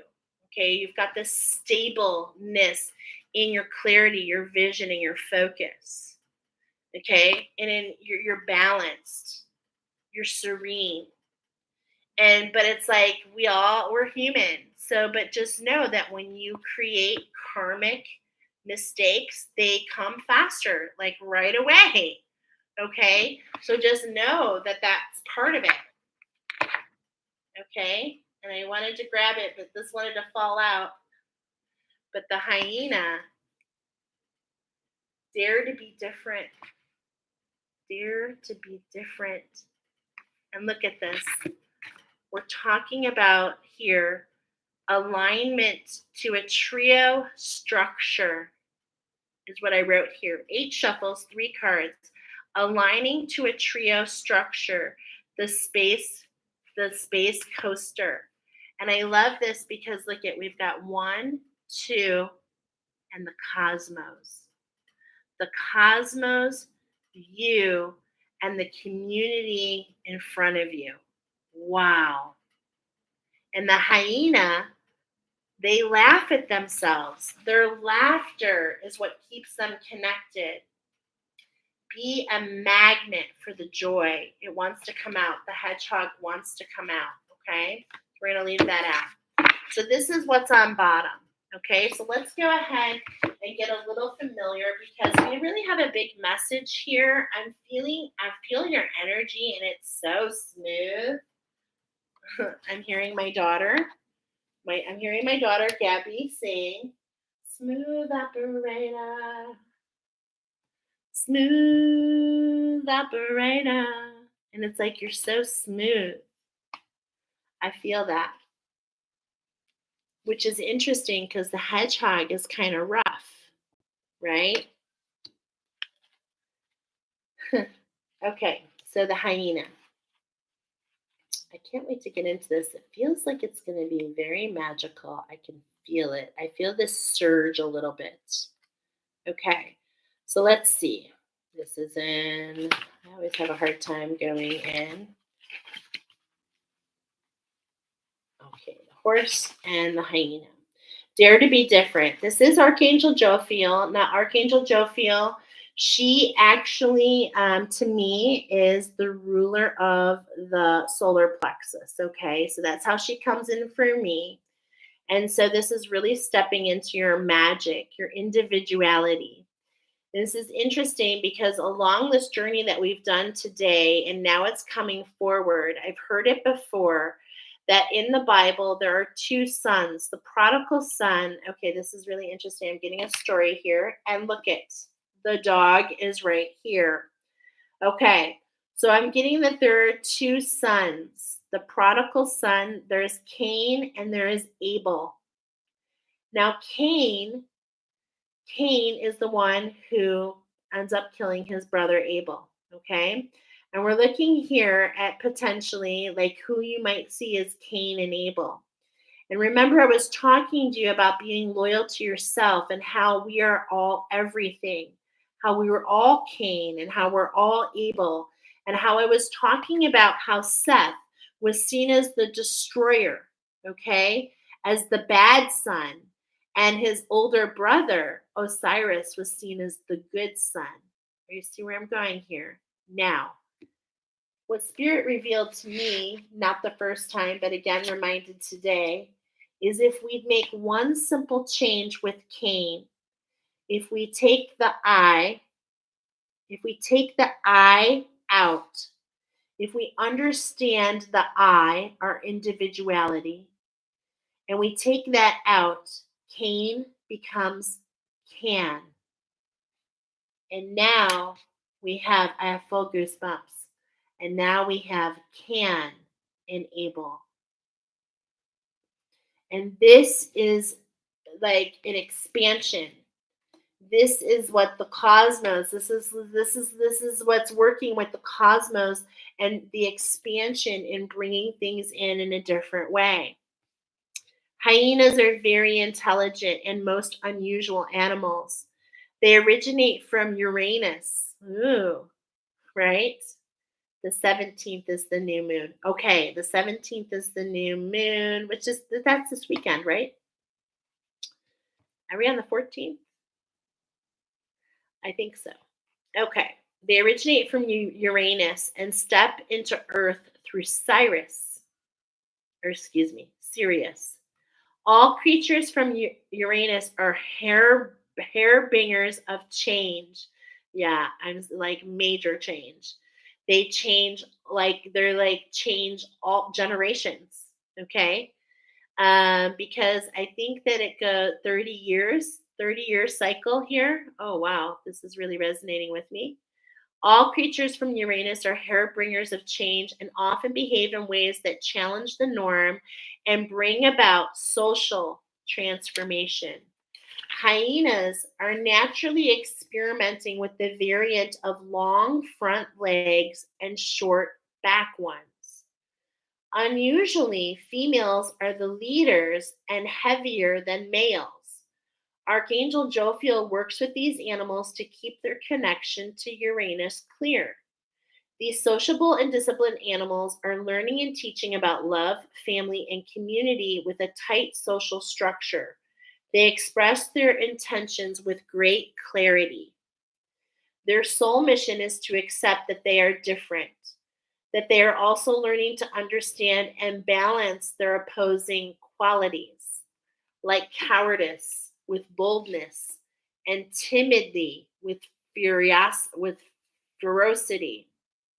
Their service mission is to clear up all the leftovers so that our planet is clean physically and energetically. Here's the guidance. The hyena wisdom reminds you to accept your own special qualities, your own individuality. Oh my gosh, I have goosebumps. We're all different, and you're called on to rejoice in your uniqueness.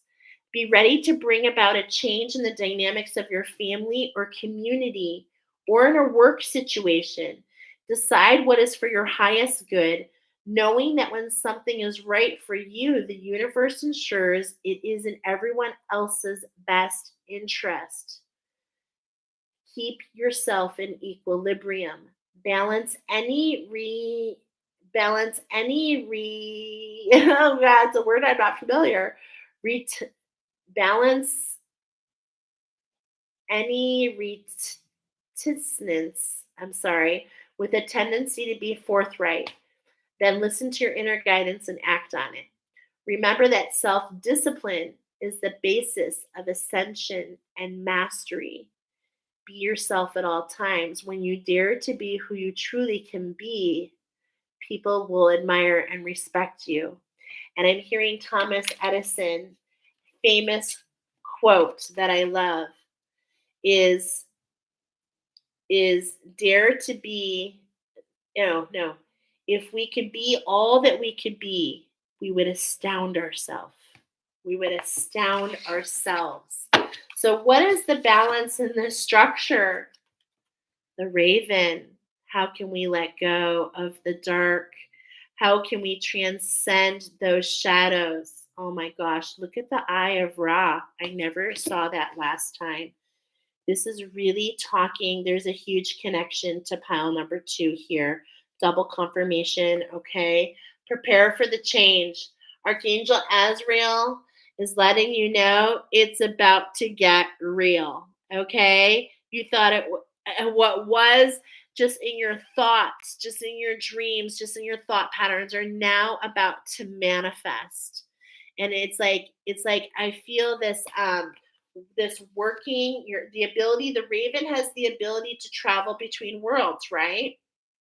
Okay, you have this ability, and this is why you can pull things down from the cosmos, because you have the ability to go to other structures, other timelines, other universes, and this is what it brings enlightenment to others and allows the transformation.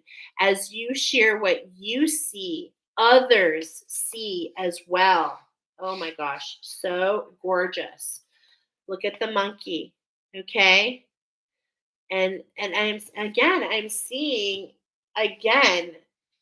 Are you seeing the eye of Ra? Are you seeing it? Wow. Okay. So there's so much clarity coming in. Experience all that life has to offer. Okay. all that life has to offer. And truly, when I pull this, I just hear it right away. And it's like, not my monkey, not my circus. And it's like allowing yourself to hold space for others to see the transformation. And it's like as you travel between worlds, as much as we have to offer, and as much because I'm feeling like you're sharing, you're coming in to people's homes to make transformations. But we also make this transformation by being a good neighbor, by just listening, by enjoying a cup of coffee, by allowing conversation, which is both parties speaking, right? So there's this beautiful exchange, okay, that we're feeling here, that we're feeling here. And we see this beautiful green light. And again, it's the three, it's the cosmos and you, and as you share with others. I'm really hearing you can shape and the next generation. I am feeling work with children. This could be as a spiritual worker, as a mother. I was hearing my daughter sing, right? So, what are we instilling? What are we pulling down? And how is this creating this environment in your home for your children? And how do they pay it forward? Oh my gosh, so much love here. Okay. I'm feeling it. And it's like, this is the structure. This is why people, it's like, you don't have to, people can see your authenticity. They see it, they feel it, they get to know you. And I hope that this is what I'm putting out too. Stay balanced in your essence. Archangel Mary, Archangel Jophiel, and Archangel Sandalphon. And as I read Mary and Jophiel and Sandalphon, I'm looking at those energies.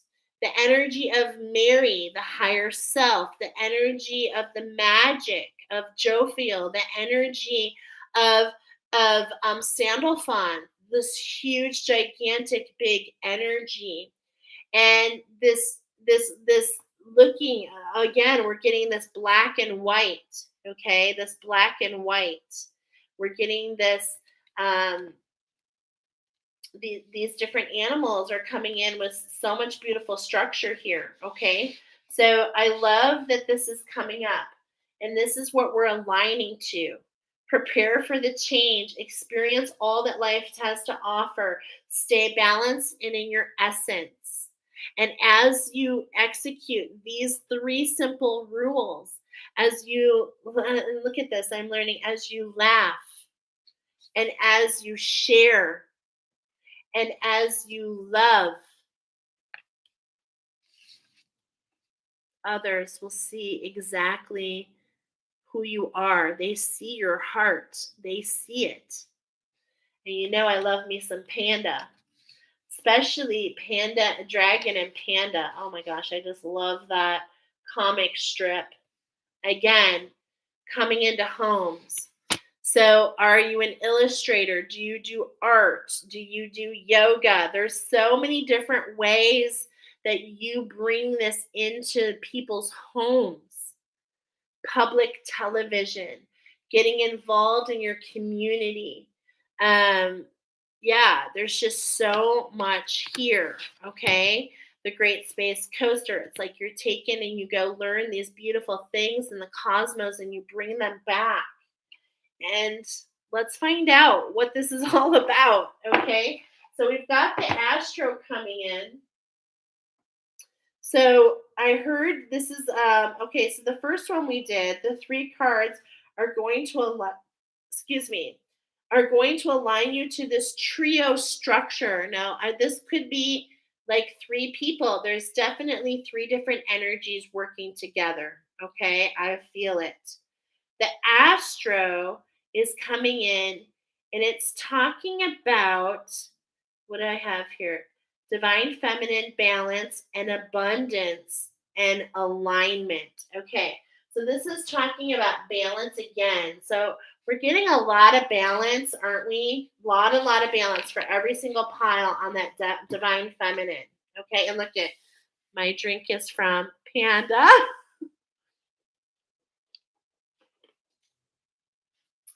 That's so funny. Okay.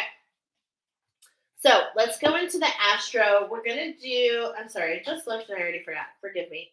We're going to do, three shuffles and 8 cards. Okay. So we did the countdown before, and now we're going to do the countdown again. Okay, got it. What's the opposition, right? What's the opposition from keeping you into balance? And we've been talking so loudly about it. The shift in the balance, it's like right in front of you, and it's like you're taking it head on. But at the same point in time, how can we let it go and see things with a new perspective? That is just definitely what I'm getting here.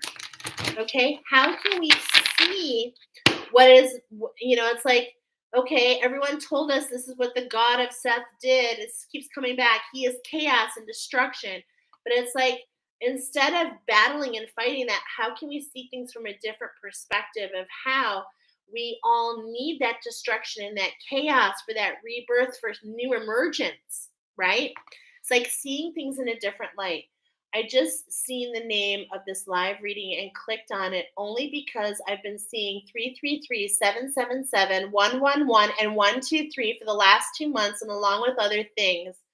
Oh my gosh, how great it was to find you, Angel. Oh my gosh. Hi, Tanya. Welcome to our channel. Oh my gosh. 2 Tanyas in a row. Thank you for that. Oh, here's that 45 energy. Okay, I was talking about the 45 energy, the 7th house, the relationships within you, the relationships outside of you. But look at, I'm getting this window. I'm getting this is within your home.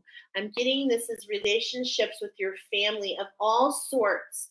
Oh, okay. What's interesting, I said within your home, but look at, it's like there's this, do you see this clock? It's like in the middle here. Okay, this is very interesting. The 7th house talks about relationships.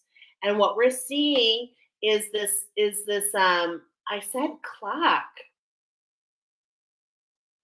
but there's no time.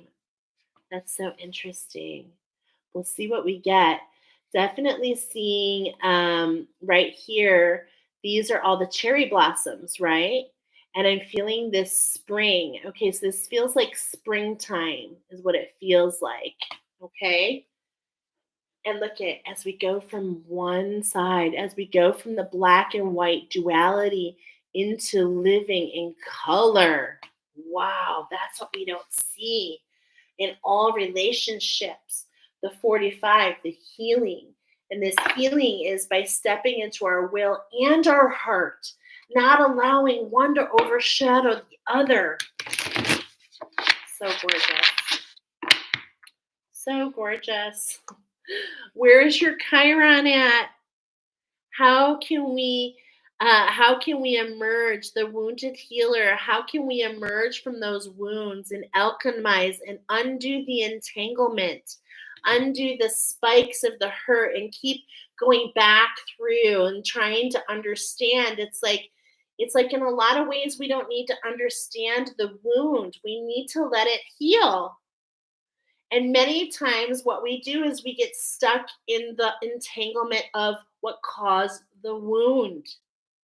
But your Chiron here is literally the rainbow bridge. Literally is Chiron, is the rainbow. I love it. When I first stepped into this awareness, I was doing a healing with somebody. And I was like literally in tears with her. Shout out to her for being so patient with me, because I was having a vision and I had never had a vision before that. I had only seen colors, and I was having a vision. And I saw this Chiron that is this comet that goes throughout space, right? And it comes back around, what is it, every 50 years or something like that. I was born on a Chiron, and I just experienced my Chiron come back. So it's been very magical for me. But what I saw in my mind's eye was this rainbow bridge, and it was between Saturn and I believe Uranus. I think those were the two planets. So look at how this is coming up. Wow. Okay. That's really beautiful. Okay. So 3 shuffles, 8 cards. You ready? What are we talking about here? We're talking about your rebirth. We're talking about Pluto. We're talking about the healing. We're talking about all the movements, everything that has happened, the fire, the ice, the movement of the cosmos to come back Pluto. Now, Pluto, maybe I was talking about Pluto when I thought it was Uranus. So let's just go ahead and make sure we're in the right place. I just opened to Uranus. Okay. Pluto is all about rebirth. Okay, so let's see. Blah blah blah blah blah. I want to see. Oh my God. Okay, we're gonna have to read this because I just saw Seth as coming up all over your reading. Pluto is the modern ruler of Scorpio. And its powerful planetoid that it takes 240 years to transverse the zodiac. Pluto and Chiron, the largest of its 5 moons. Wow. Maybe it was Pluto I saw. It's been a while. I have to take back and go look at that. And that I'll have to go back in my notes and look at those like many years ago now. Okay. Circle each other and create a binary system. Most myths connect Pluto, the god of the underworld, have 2 major characters. The one who descends into the underworld and the one to return reborn. The one who either sends souls down to the underworld or greets them on arrival. From Pluto and Prospina to Seth and Osiris and Enya and Ishgil, sorry about that, both sides of these myths. We're going to stick with Seth and Osiris. Now, number 1, I can say it. Number 2, that's what we've been talking about. The use and the abuse of power, the willingness to be reborn again into the empowered divine self describes Pluto's influence. Pluto was also the lord of mining, retrieving valuables from deep within the earth. Here's an action. Pluto calls for 3 actions. First, dig deep. Second, be willing to transform. And third, use your power wisely. Pluto calls you to drill down, dig up what is worthy to bring up to the surface. Then rinse away the dirt and uncover the gold. Bring up the riches, whatever you dig deep into your soul's work. Notice obsessions and neuroses. These signs of stress must be listened to and healed, but don't allow them to control you. Pluto reminds you that you can't hold on to the past, but you can take care of yourself. To begin this work, you may have to let go of an old form, as a caterpillar must become the butterfly. Mourn what you've left behind and get curious about what's to arrive. Examine the power dynamics of this situation in front of you. Neither give yours away nor misuse your power over others. Step out of the power struggle and into the self-empowerment. Here's your challenge. Pluto's shadow side can bring up obsession, depression, mortality, and grief. Pluto plays hardball, so get a guide for this realm if needed. Maybe you need to hang out here. Spiritual gift. Pluto asks you, in the face of life and death, why are you here? This isn't a rhetorical question. Strip down to the essentials and come back to what really matters to find the answer. Wow. And right below that, we have Athena removing the mask, the wisdom. Okay, I see Athena as part of the inversion of Archangel Michael energy. And this is where we're being guided. This is where we're going. I can't help it. I got to tell you, it's right there on bottom, the water barrier. So we're moving past these shadows of the duality of the Piscean age, the two fishes. That's like the hot and the cold, the black and the white, the low and the high, the duality. And we're moving into that structure with a whole new thing, with our mask removed, being able to share and nourish those around us. Okay? And look at Saturn floating around back there. Okay, which I also know is associated with Scorpio. Okay. So that's what this whole reading is about. Okay, so I knew it was gonna feel deep. Let's go. At the beginning, I'm saying all the way down. We got to go down to come up. We got to go down to mind. So we're going to start at our Earth Star chakra. We've got Mars energy here. I'm feeling the builders here. I'm feeling you're going down, and it's like you're feeling the heat. You felt the motion, and it's like you found something, you grabbed onto it, and you're building a structure. I really feel this, okay? And this heat is this passion, but the heat wasn't always passion, okay? There's also this burning away, okay, energy, Mercury, communication. There's a lot of communication coming in here, okay? Now we're talking about here the structure of the neighborhood, okay? How to create balance and be a good neighbor. So I'm getting in now this, I love this, in your second house or in your root chakra or what you're manifest, the structure is being put in by spirit, and it's like no more poisoned apples for you. Ooh, interesting. No more poisoned apples.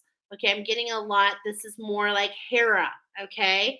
And it's like look at, you're digging for the gold, like literally digging for the gold. Okay? So this is coming up for that root chakra. A big change in your resources. I'm feeling abundance. I'm feeling peace to like that apple is really sticking out there. Okay. The root chakra, the red serpent. Okay. I'm thinking of Osiris who battles the red serpent in the underworld as he defends Ra. Okay. And it's like as you battle the red, you step into your authenticity. And this is what creates that purple. It create it, and you start to realize that it takes the fire and the ice together to create the clarity, to create the vision, to create the focus. It's a balance. It's a balance of the two, right? Now let's move into that sacral chakra. Your divine feminine energy wants to be nurtured, okay? As we see the black-eyed Susans, okay? And as I'm saying that, black-eyed Susan pairs with black tourmaline. So that might be something you want to grid to allow this rebirth. Look at the cipher here, okay?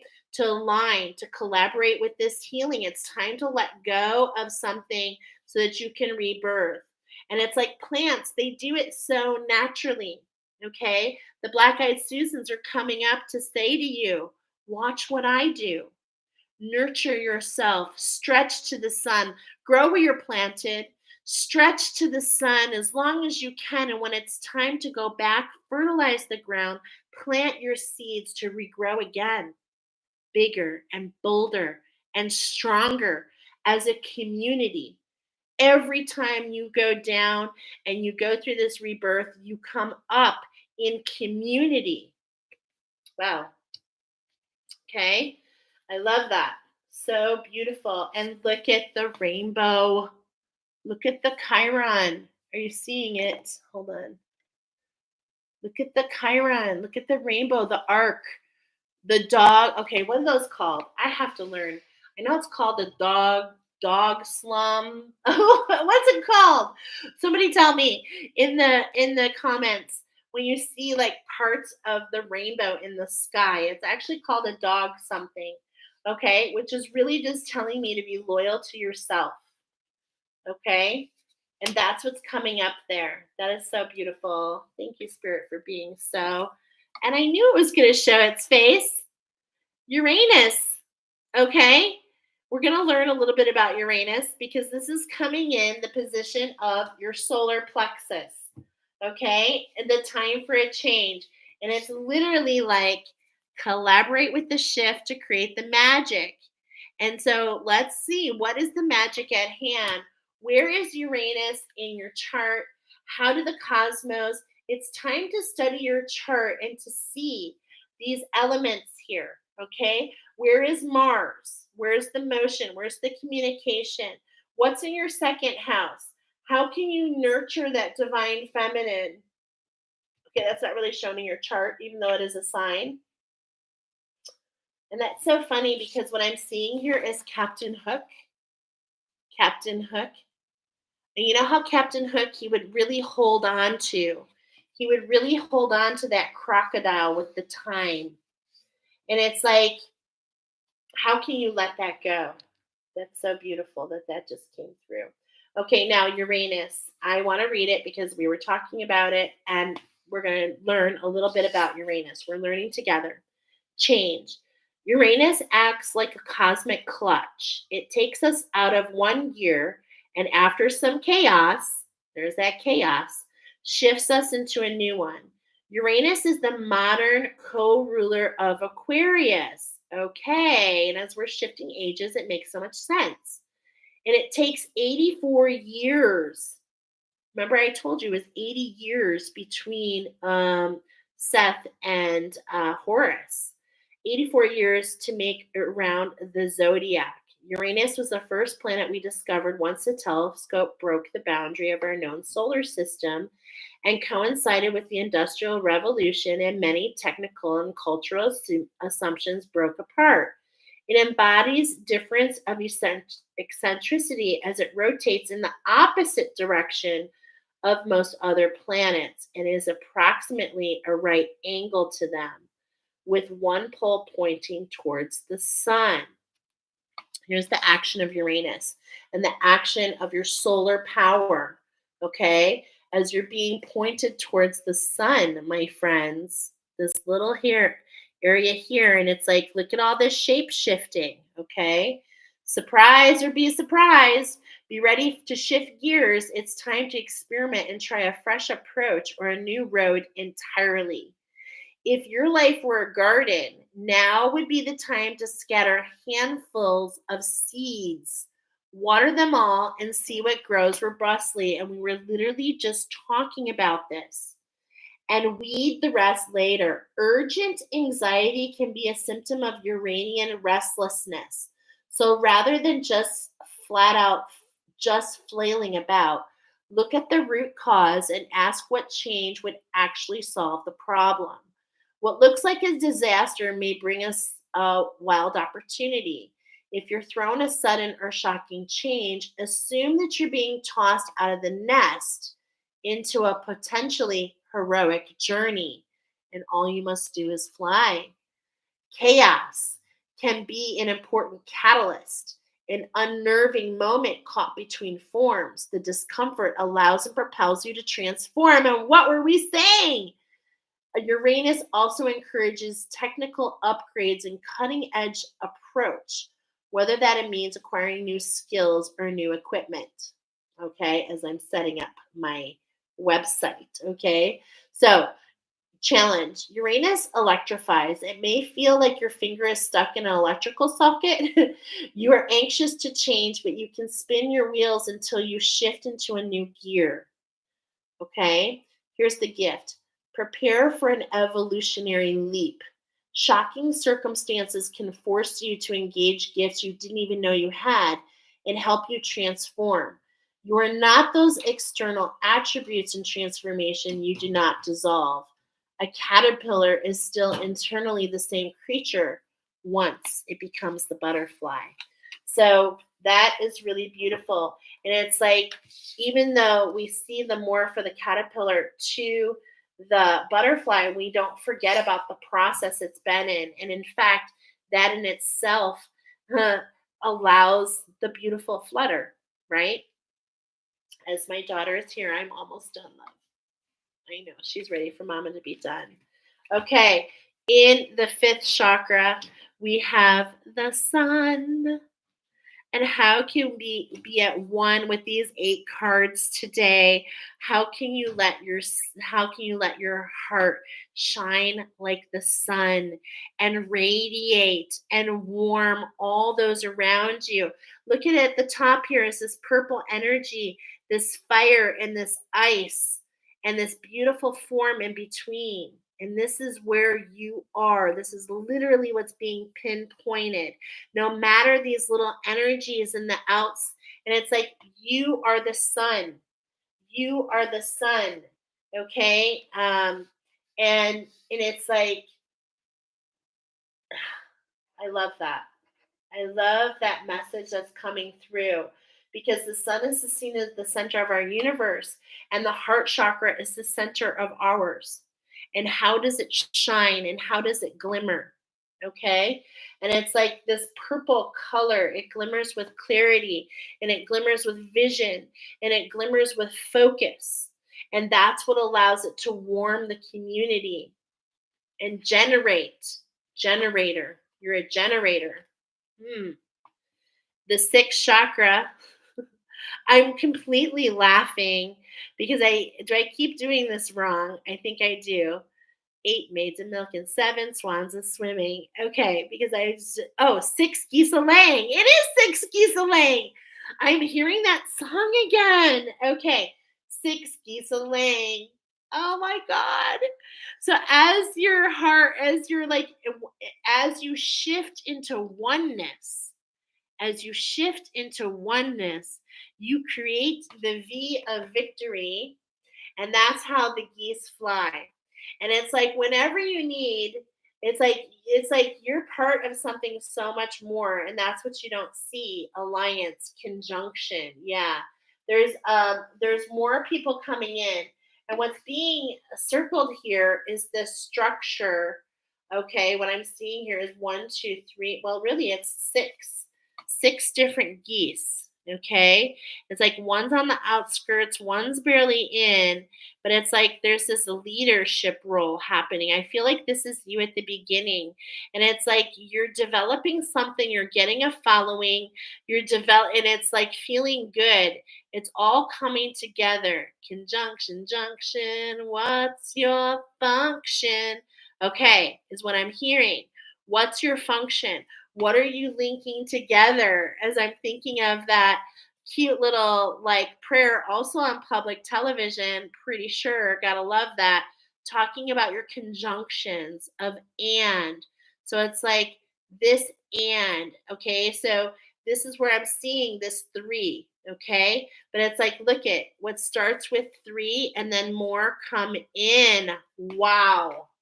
And this is what is coming in for that. What I'm getting is this higher heart. So just knowing that this creation of the three, this alignment of the three is going to bring in so much more. And as the geese, they fly, this is interesting. As the geese fly south for the winter, it's like that's what keeps them in balance. And it's like as you create this community, as you start with your trio of three, you get this huge following. And as you need to pull back, so then or should there be an injury or something come and you fall, it's like no worries, two others come with. And so I feel this divine cooperation. I feel this beautiful alliance and combination. And maybe this is just working with source and the ancestors. I feel like it is actually like a a business venture. I feel because we're talking about how it changes your resources. I feel like um, and feel like with this very different. Okay, I'm feeling this collaboration as I'm seeing this with this masculine energy as it's executed. It's very different from other things out there. And look at, as I'm saying that, the symbol is the three. It's like, look at, it's the two. Oh my gosh. It's the two moons and the center in between. Oh my gosh, I got so many warm fuzzies right now. Okay. So it's like, do you know what that reminds you of? Because I'm getting a knowing who it reminds me of. Now, number 7, your authenticity is things unfreeze. Okay, we have Neptune energy here. I talk of Neptune as being the trident, and it's like what you're not seeing right now is that potentially this is frozen.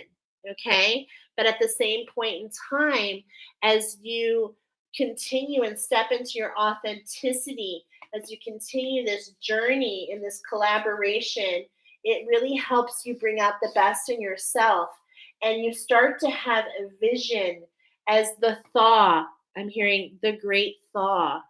Okay.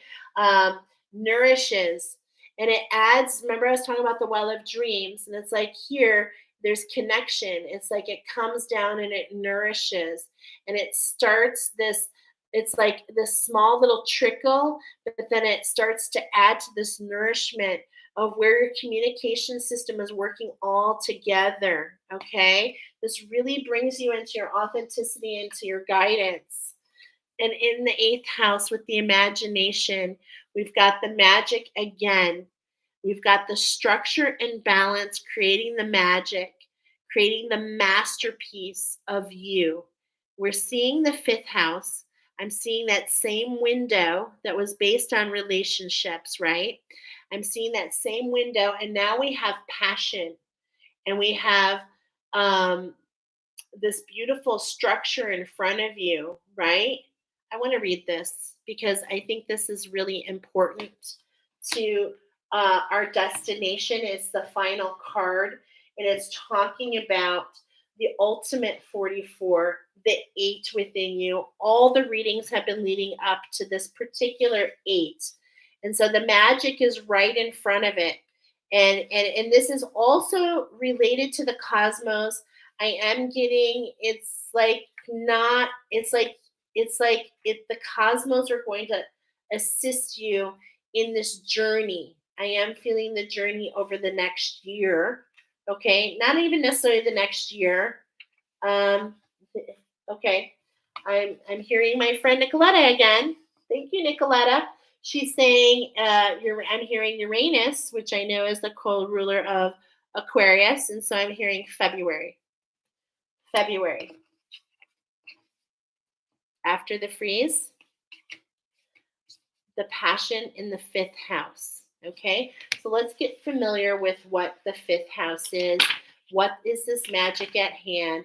What is this collaboration? I hope you're loving this. I am loving it. If your chart was a village map, the 5th house might be the outdoor cafe on the square where romance hovers, teenagers meet, and children run around the edges. Beautiful. Music wafts, a poet speaks. Here people take risks. And I'm just saying, doesn't this sound like a really beautiful neighborhood? Wow. Won't you be my neighbor? I love it.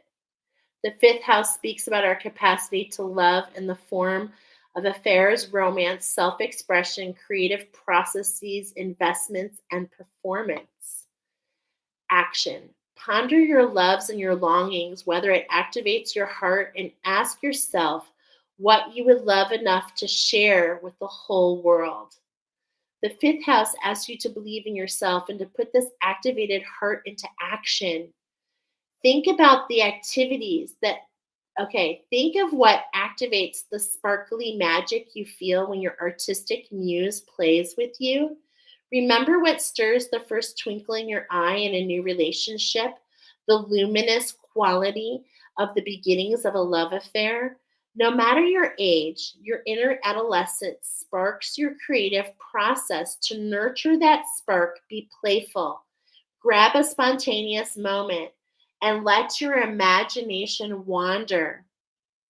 Look for work culture and encouraging playfulness, creative risk taking, and adventurous collaborations and exploration. This is where the new juicy ideas rise to form a good foundation for partnership Don't skip the courtship. Learn how to bring each other joy and come back to renew that spark in the years ahead. The fifth house also speaks of children of the heart, the arts, and the body. The desire for a child, a love affair, the first strings of a book or a sculpture, or the first notes of a song are the sparks for this creation. The fifth house asks you to take the risk, and you need to invest in materials. And you mean, excuse me, and you mean blah blah blah. And you may need to invest in materials and be disciplined to manifest your desires. Here's the challenge. Bring your inner adolescent out to play, but watch that it doesn't get stuck in a self-centered place. So, yes, we radiate the sun, but we are not the sun, even though I told you you're the sun, okay? But we are not the center of the universe, even though we radiate the warmth of the universe, okay? That was a message. Bring your inner adolescent out to play, blah, blah, blah. I reread that. Don't get stuck in a self centered place. Swept up in the thrill of creation, and in the parentheses, and the damn consequences. Here's your gift. Let your light shine. Let it shine, let it shine, let it shine. Let it be a gift to all in the world. I'm hearing so much music. We are the world. We are the children. We are the ones. Da, da, da, da, da. Okay, I don't remember all the world. I don't remember all the world. I don't remember all the words. It's been a long time. Okay, let your light shine. Let it be a gift to all the world. Your instructions are to play, to create, to love, to inspire, and to be glorious. Oh, chills. Wow. Beautiful oracle. Super deep. I know I do things a little different than other oracles. I thank you for being on here for so long. You know, when I share this, I share it as education. So we're really teaching you to learn about your energy. I hope that you loved the messages that came through as much as I loved bringing them to you. Thank you to Spirit. Thank you to the angels. Thank you to the divine. Thank you to the to all the magic that has gone before and to all that will continue to come forward. As I said, we always finish where we started. So I created a sacred space for all of us when we came here. If you missed the original opening message, check out the channeled message where we invoke your Hare to collaborate with you, to help you with these bursts of energies that you need, okay? And at the same point in time, come back for animal wisdom, coming in again with the new moon on the 17th. Thank you, Tanya, for that. It is not too late to join my Rainbow Bridge class if you feel connected. If you want information, we can chat, okay? Just leave it in here. Just say me, we'll talk. You can also you can message me, Michelle Christidis, or Angel Insight on Facebook. Okay. You can message me. And what else? We just started the first class, but you can catch up. Okay. I have Tanya's going to be joining, so I have other people joining. And if there's anything else that you need, let me know. Keep watch for this new moon. I've got to put it out there. I'm going to look at my schedule, but we will have a dioptase and tulip, okay, meditation coming forward. And while we're here together, I will post when that will be. I am thinking about doing it live again because it leaves the recording, and I think that that's beautiful. So I think I'm going to move into that instead of meeting on Zoom. Okay, I love Zoom because it's private and we can chat, but I love you being able to come back for those meditations anytime you want to. It's kind of like building a vault of what you can experience in the Rainbow Bridge class. So thank you for being here. Thank you for making this container so strong. And stay blessed. Let the magic of the Hare be with you. Let the magic of the hair be with you. And I will talk to you all on the flip. We'll see you soon. Bye.